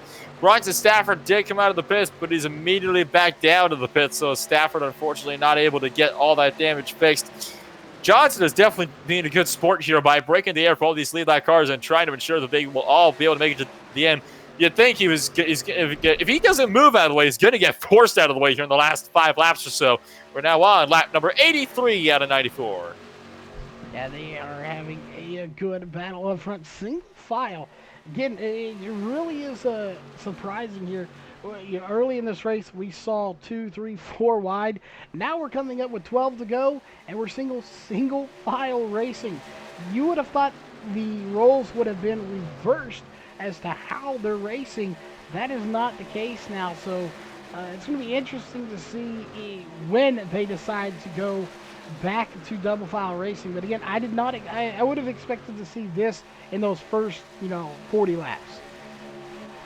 Well, I think what's happening right now is they're all fuel saving. That's what's happening right now. They know how tight it is going to be. They don't have the biggest fuel tanks. We went green about 19 laps to go. You have 19 laps in a fuel run, so they recognize just how tight it is on fuel, and they're trying to ensure that they're going to be able to make it to the end.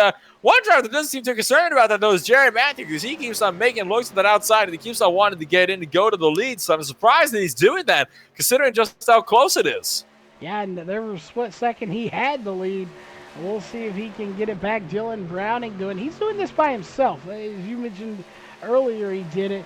But again, by himself on that outside. So if he can get it done by himself, imagine what he can do with just one, maybe two cars pushing him behind as we come up to the line. It's going to be 10 laps to go here out of the 94 scheduled. The question is, will we go into overtime? Again, we've only had one caution here so far for your interstate synthetics cautions, or one of those, of course, being the stage caution. But look at the lead changes. 41 different lead changes here tonight. Well, that goes to show you just how different Talladega can be when it comes to your lead changes. It's a track where the lead tends to swap around about 3 times every lap. And now Matthew right to the point, and at that point, Dylan actually is content with letting him drop down in front, and that has checked the field up a good bit and closed everybody in. So look at that one long 12 truck train on the inside line with who else leading them but Tanner Johnson, again, leading that charge and definitely burning the most fuel. That makes you wonder if he's getting a cut of the pays here in the earnings, because he is definitely working with these guys. But look behind him, Dylan Browning, Matthew Dyer, Austin Gretorix, Cody Slaughter. These guys are starting to shake things up here a little bit, looking for something to happen. As they know as well as we do, there's only 9 laps left to go in this race. Dylan Browning is dropping spots, and he's dropping fast, and I'm looking at my little notes here, and to me it looks like Dylan Browning, he's 2 laps deeper into his stint than the other drivers are, so he doesn't have as much fuel as them. He can't afford to run as hard as them. So Browning might be running into some fuel problems here. He probably needs to conserve a little bit more, so he cannot run flat-footed all the way around. The rest of the field wants to run flat-footed all the way around, though. We might see him coming down to the pits here. Not just yet, but we might see one more stop from him before the end of this race. Yeah, it's going to be very close for him, and I'm not sure on anybody else. We'll just have to wait and see. As still Matthew out front, Therian behind him. Of course, the lap car of the 23 out front. Technically, he is at the front of the field in real estate, but not in position on the scoreboard. So this is happy news for these guys that are trying to save fuel, as he is doing them a huge favor. But that freight train at the bottom, still single file. And again, it's just a moment, just a matter of time before they start going 2 and 3 wide. They've got to do it soon if you want to make a bid for the lead. At this point, I'm not thinking, originally I was thinking that big one that we might usually see here in the final laps, I was thinking that it actually might come from drivers making the true rest going 3-4 wide, making contact. I just thought of another prospect, though. What happens if one of these drivers up front, especially Tanner, runs out of fuel and slows up, or the field isn't expecting that? That could just as equally cause it. So, it could get a combination of both there. It looks like Therian now going to drop back and allow Matt Dyer up into second place. Yeah, he's going to take to the outside, and just like that, he comes back. We'll see. He does let the 84 Matt Dyer by. Makes you wonder if he might have been getting a little hot there as well. We just heard over the scanner, Tanner Johnson, he's coming to the pits this time. This will mean that Jared Matthew is going to be running all by his lonesome up in front, but here's the problem. Matthew was making several looks for positions, ducking out of the draft, and he is not going to be able to do that now because, he's the one that's using the most fuel, and he's used the most fuel in this run already. He has not been conserved as much as other drivers have, and Kyle has also down to pit road. So a couple of drivers down to pit road so far. All your lead lap trucks out there trying to go the distance. 6 laps to go. Yeah, so Kyle Hess is in his pit. Tanner Johnson in the pit, and Bronson Stafford, who's been there for quite some time. Oh, it is going to get real interesting here with 6 laps to go. As to how this all shakes out again, we don't know. These drivers have a little bit more info than we do because they're in the car. Their spotters telling them how much fuel they have. This is the unknown to us. We just have to call it as we see it. Here comes the 45 of Cody Slaudecker, who has been having a little bit of a connection issue. It looks to be somewhat sorted out. It's better than it was, and he's coming up here trying to battle for the lead. One thing I want to point out again, remember how early in the race we saw these drivers easily hitting 185. They're not getting higher than 177 now. Everybody is backing off, trying to save fuel. So fuel very much a factor here in the closing laps as we're now under 5 to go. Lap 90 of 94. Jared Matthews still running out in front. Matt Dyer, he's just got to sit back and wait because I genuinely, with how aggressive Matthews was being, I don't think he's got enough to make it to the end. I don't think he does either. I think he's going to have to come back down. He's either going to come down or he's going to run this thing to the very bitter end and get every last drop out of it. If that's the case and he runs every last drop and somehow wins this, then I'm going to petition that Maxwell House needs to sponsor that truck because that truck would be good to the last drop. Oh, absolutely it would. So we'll have to wait and see. You know, it gets more and more intense as time goes on. We usually don't say that about single file racing, but when you know how tight fuel is going to be, like we're talking, it was so tight, for those that don't know, it was so tight that they were coming down just one lap on the last restart. It won that green that they all took EOLs as a result of that for pitting under a closed pit road because they want enough fuel and to make it to the end. So that is how tight this has been. It is very much a fuel mileage race right now. Coming around, it's going to be 3 laps to go at the line. Logan Brakey up on the top side. He's going to be staying up high to let the leaders through on the bottom. Dad, no, just an odd note here as we're watching this front group here. You notice the 45 of Slaudecker was blinking up when he was on that outside row by himself, and now he's blinking again. But as he got in the group, his connection seemed to be a little better. So I'm curious about that. But he's right in the mix here. And, you know, this is going to hurt some of these guys behind there, like the 38 with him blinking just a hair. You know, they're not sure where he's at, so they're not going to be able to get right on his bumper, and that's going to make them have to use more fuel as they can't stay right on that bumper as well. Let's see. I'm pretty sure Shane Therian is going to be looking a little more impatient. We've seen him make some pretty bold moves earlier on in the race. But wouldn't that be something for Jared Matthew if he was able to actually come around and win the race? You know, he's 10 spots up from where he's qualified. He went down by 2 laps, and somehow he's come back, and he's now on the lap and leading the race as we're coming to the penultimate lap in this one. It's not going to be long before somebody tries to make that move because surely they're not just going to let Matthew walk away with this one. Yeah, I don't think they're going to let him walk away with it. We'll see. Again, fuel still on the minds of us, and I'm sure them as well, as Jared Matthew is going to be coming to get the one to go here momentarily. Again, I'm not sure how it's going to play out, but they are coming to get the one to go, and here comes the outside lane trying to make something happen now. Well, here we go. We just talked about it. It was going to be intense, and now Matthew is getting completely abandoned on the inside line. Jared is not going to be given any favors today as they are 3 wide now and definitely bumper to bumper. Now the speed's picked back up to 185 miles an hour. Matt Dyer getting shoved by Shane Therian through the trioval for the second to last time today. A white flag going to be out at the stand. It is a white flag in your Eco. 1 lap to go here at the virtual Talladega Super Speedway for the Adrenaline iRacing League live on LSR TV. And it has come down to this. A little shot in the shorts from the 46 to the 84, but it's not enough to wiggle him loose. We got a battle on our hands for the lead. Matt Dyer is going to have to try to fend low. There goes Jump. He gets shoved and almost below the apron. That's check jump up. Here comes Matthew back to the inside.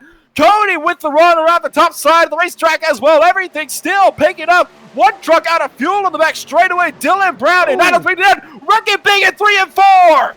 Caution will not come out. The white flag has waved, and who's it going to be? The 40 85 or the 84. I think Cody Slaughter may have the advantage. They come 3 wide to the end. Oh, the Oh, he 53 does gets him! turned, and it's going to be Matt Dyer at the line. Barely. What a race. I don't think you could have finished that one any more exciting. Oh, you have got to be kidding me. Eric Stump got absolutely demolished by Matt Dyer and then still getting pushed 3 wide to the line. And it would not surprise if that ended up being reviewed by the officials because that was very, very aggressive from Matt Dyer. And he definitely came down on that 53 car to end this one. He did. So unofficially, Matt Dyer going to be walking away with the win. Cody Slaughter had connection issues all race long. Somehow comes in second place. And Alex Walters, remember this guy being laps down? He's in third place right now. Oh, it goes back to show you just how intense, Talladega can be and just how unpredictable it can be. We did see some drivers like Dylan Browning. They did not have enough fuel to make it to the end. Browning was stopped on the apron over on the back straightaway when they were coming down through turn number 4. So it goes to show you it's a very, very unpredictable track. It definitely is unpredictable. Again, just an amazing race here. And when we talked to Matt Dyer a little bit, I'm not too sure that he may be happy about what happened there, even though he was the one that got into him. As I noticed, he didn't do any celebrating. He pulled it right off the track. Typically, he does some celebrating, so we'll have to talk to him. He may be feeling a little guilty about how he got that win. Yeah, well, that was. I won't make my thoughts known on that one, but let me tell you what that was a shall we say a spicy, and at least in that one you got them wrecking again in 3 and 4, and well then you had Matt Dyer who I was about to mention was Eric Stamp. I thought I was gonna mention that might be looked at because he did go below the line to pass, and then he got immediately served up by Matt Dyer on a silver platter into the outside wall. So good grief, that was. I did not expect that one to end this one in the try over there. I thought Stamp had that one in the bag for sure. I did it too as well. And we're going to get ready for the post race show. But first, of course, we got to go through your official or unofficial, and we'll say now at this point, standings here. And I'll run through that real quick since we have a small field here tonight. Getting the win, and we'll see if it stands after post-race review. Is going to be Matt Dyer, followed by Cody Slaughter, who rebounded there 8 spots, followed by Alex Walter. Actually went laps down and finished in third position, right back where he started. And then, of course, Austin Gretorix, Trenton Jump, Jared Matthew, Shane Therian, Eric Stamp, Dylan Browning, Logan Brakey, Kyle Hess, Tanner Johnson, and Heartbreak Hotel for Bronson Stafford, who got involved in a incident a little bit early on or later on in the race and unfortunately fell to the last position. Of course, we will be right back here in just a moment with the post-race show. We can talk to these top 3 drivers. It's going to be an interesting one.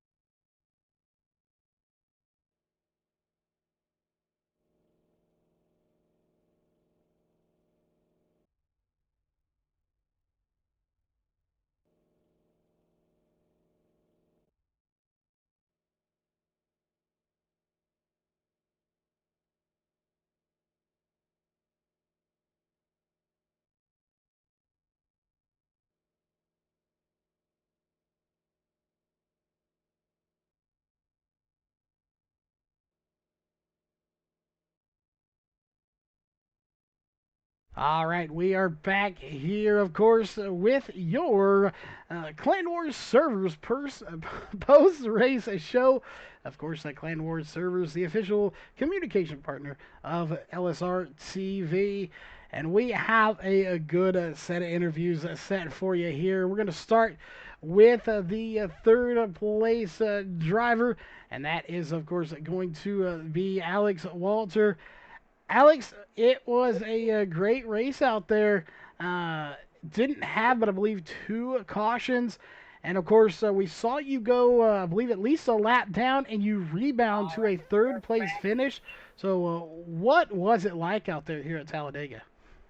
It was amazing. Yeah, I went one lap down because I was speeding on pit road, but I'm just like, okay, I'm gonna have to, try to get my lap back. I got my lap back, and then the final caution, I was saving fuel, and then we went green all the way to the end, and I just had to keep saving, keep saving. And then one lap to go, I'm like, whatever I have left in the tank's got to work, and it got me back around, luckily. But yeah, it was fun. I liked it real much. It was definitely a blast to watch. This racing was a blast to call it. I know Noah will be talking to some driver here in a minute to get his thoughts on this race. Absolutely a great race, considering that, we didn't see the big one. Very surprised there. Coming into this race, did you expect to see the big one that, wiped out pretty much the entire field? Oh yeah, I was expecting the big one to happen probably during coming to the stage break. I was expecting like half the field to just be wiped out, but that never happened.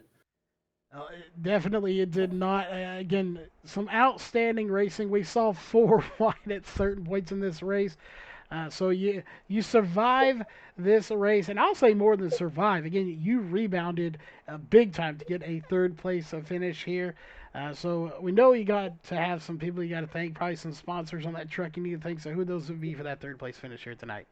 Oh yeah, I gotta thank Mountain Dew Code Red, Sunoco Fuel, Goodyear, all those sponsors. I mean, I wouldn't been able to do it without tires and fuel. But yeah, my biggest sponsor would be Mountain Dew Code Red. Definitely a good drink at that. So good taste in a beverage. So we'll support you even more for that one. Congrats on the third place finish. And I believe Nolan has caught up with our second place finisher. Of course, the one and only Cody Slawdecker. Well, Cody Slawdecker, it was a decent run for you as well. Starting 10th place, so definitely not the best qualifying run. Then you also rebounded and finished up in a solid second place, and you almost had the win around the outside going into the tri-oval. Think you could have gotten it if you had a bit more of a run?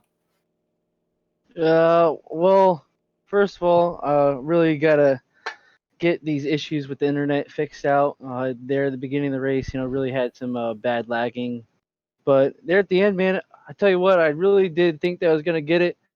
Whenever I got a big bump, I think it was either Shane or Bronson on the high line, and I mean, I had a heck of a run on the high line. I thought they were wrecking, and for sure I was gonna have it, but I mean, he just barely edged me out. Good job on Matt and all the guys down there at the bottom line.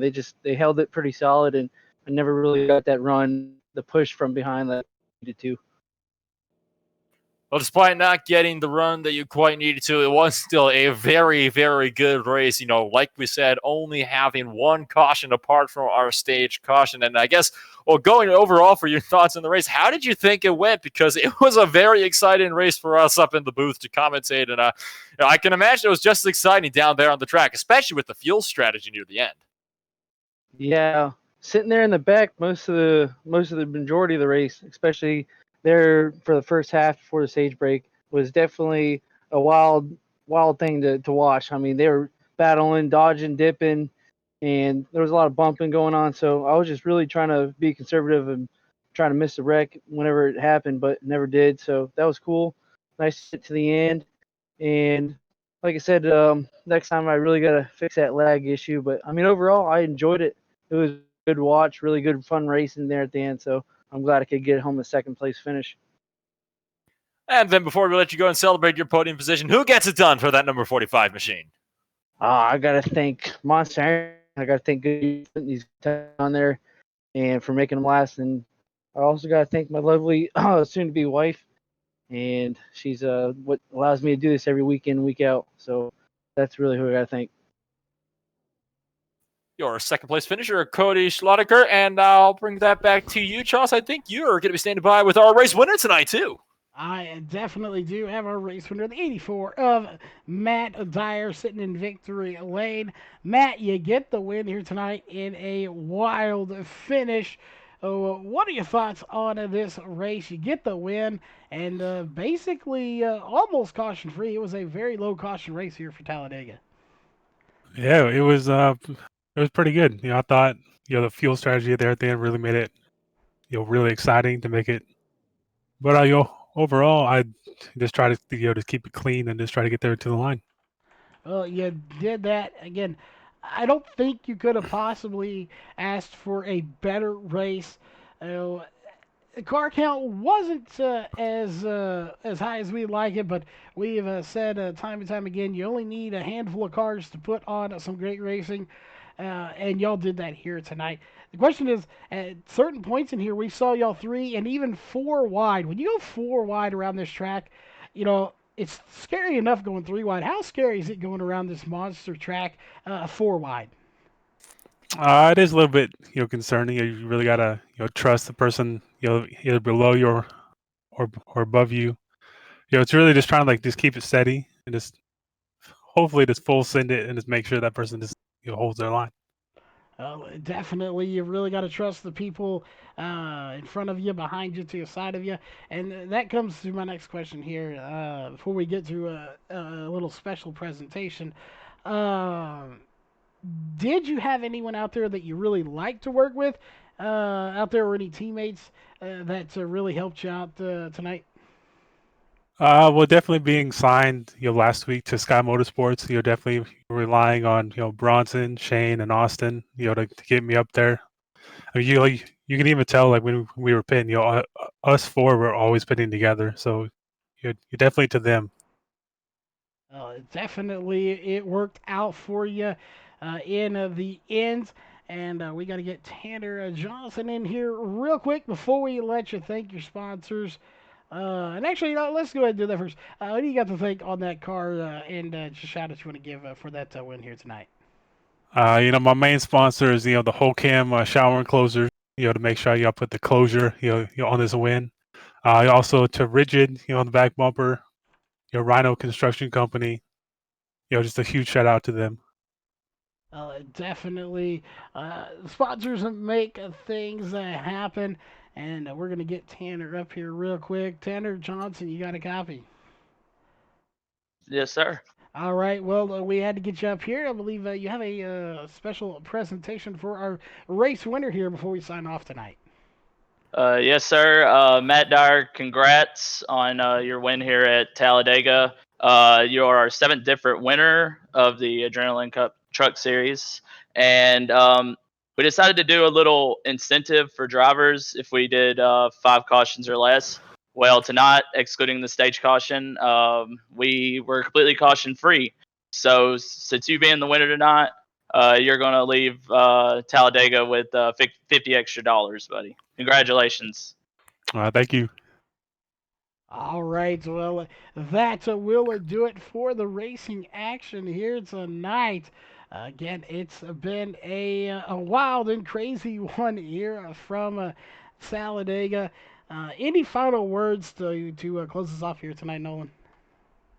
None whatsoever. It was a very intense race, to say the least, and it was a pleasure to be here for sure. It was a good race from start to finish, and I'm glad we could have just about all of our trucks finishing it at the end as well.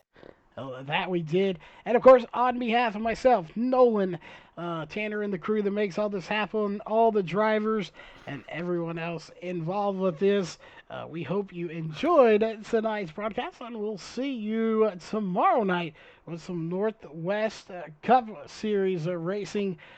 Stay tuned for that around 10:10 p.m. Central Time.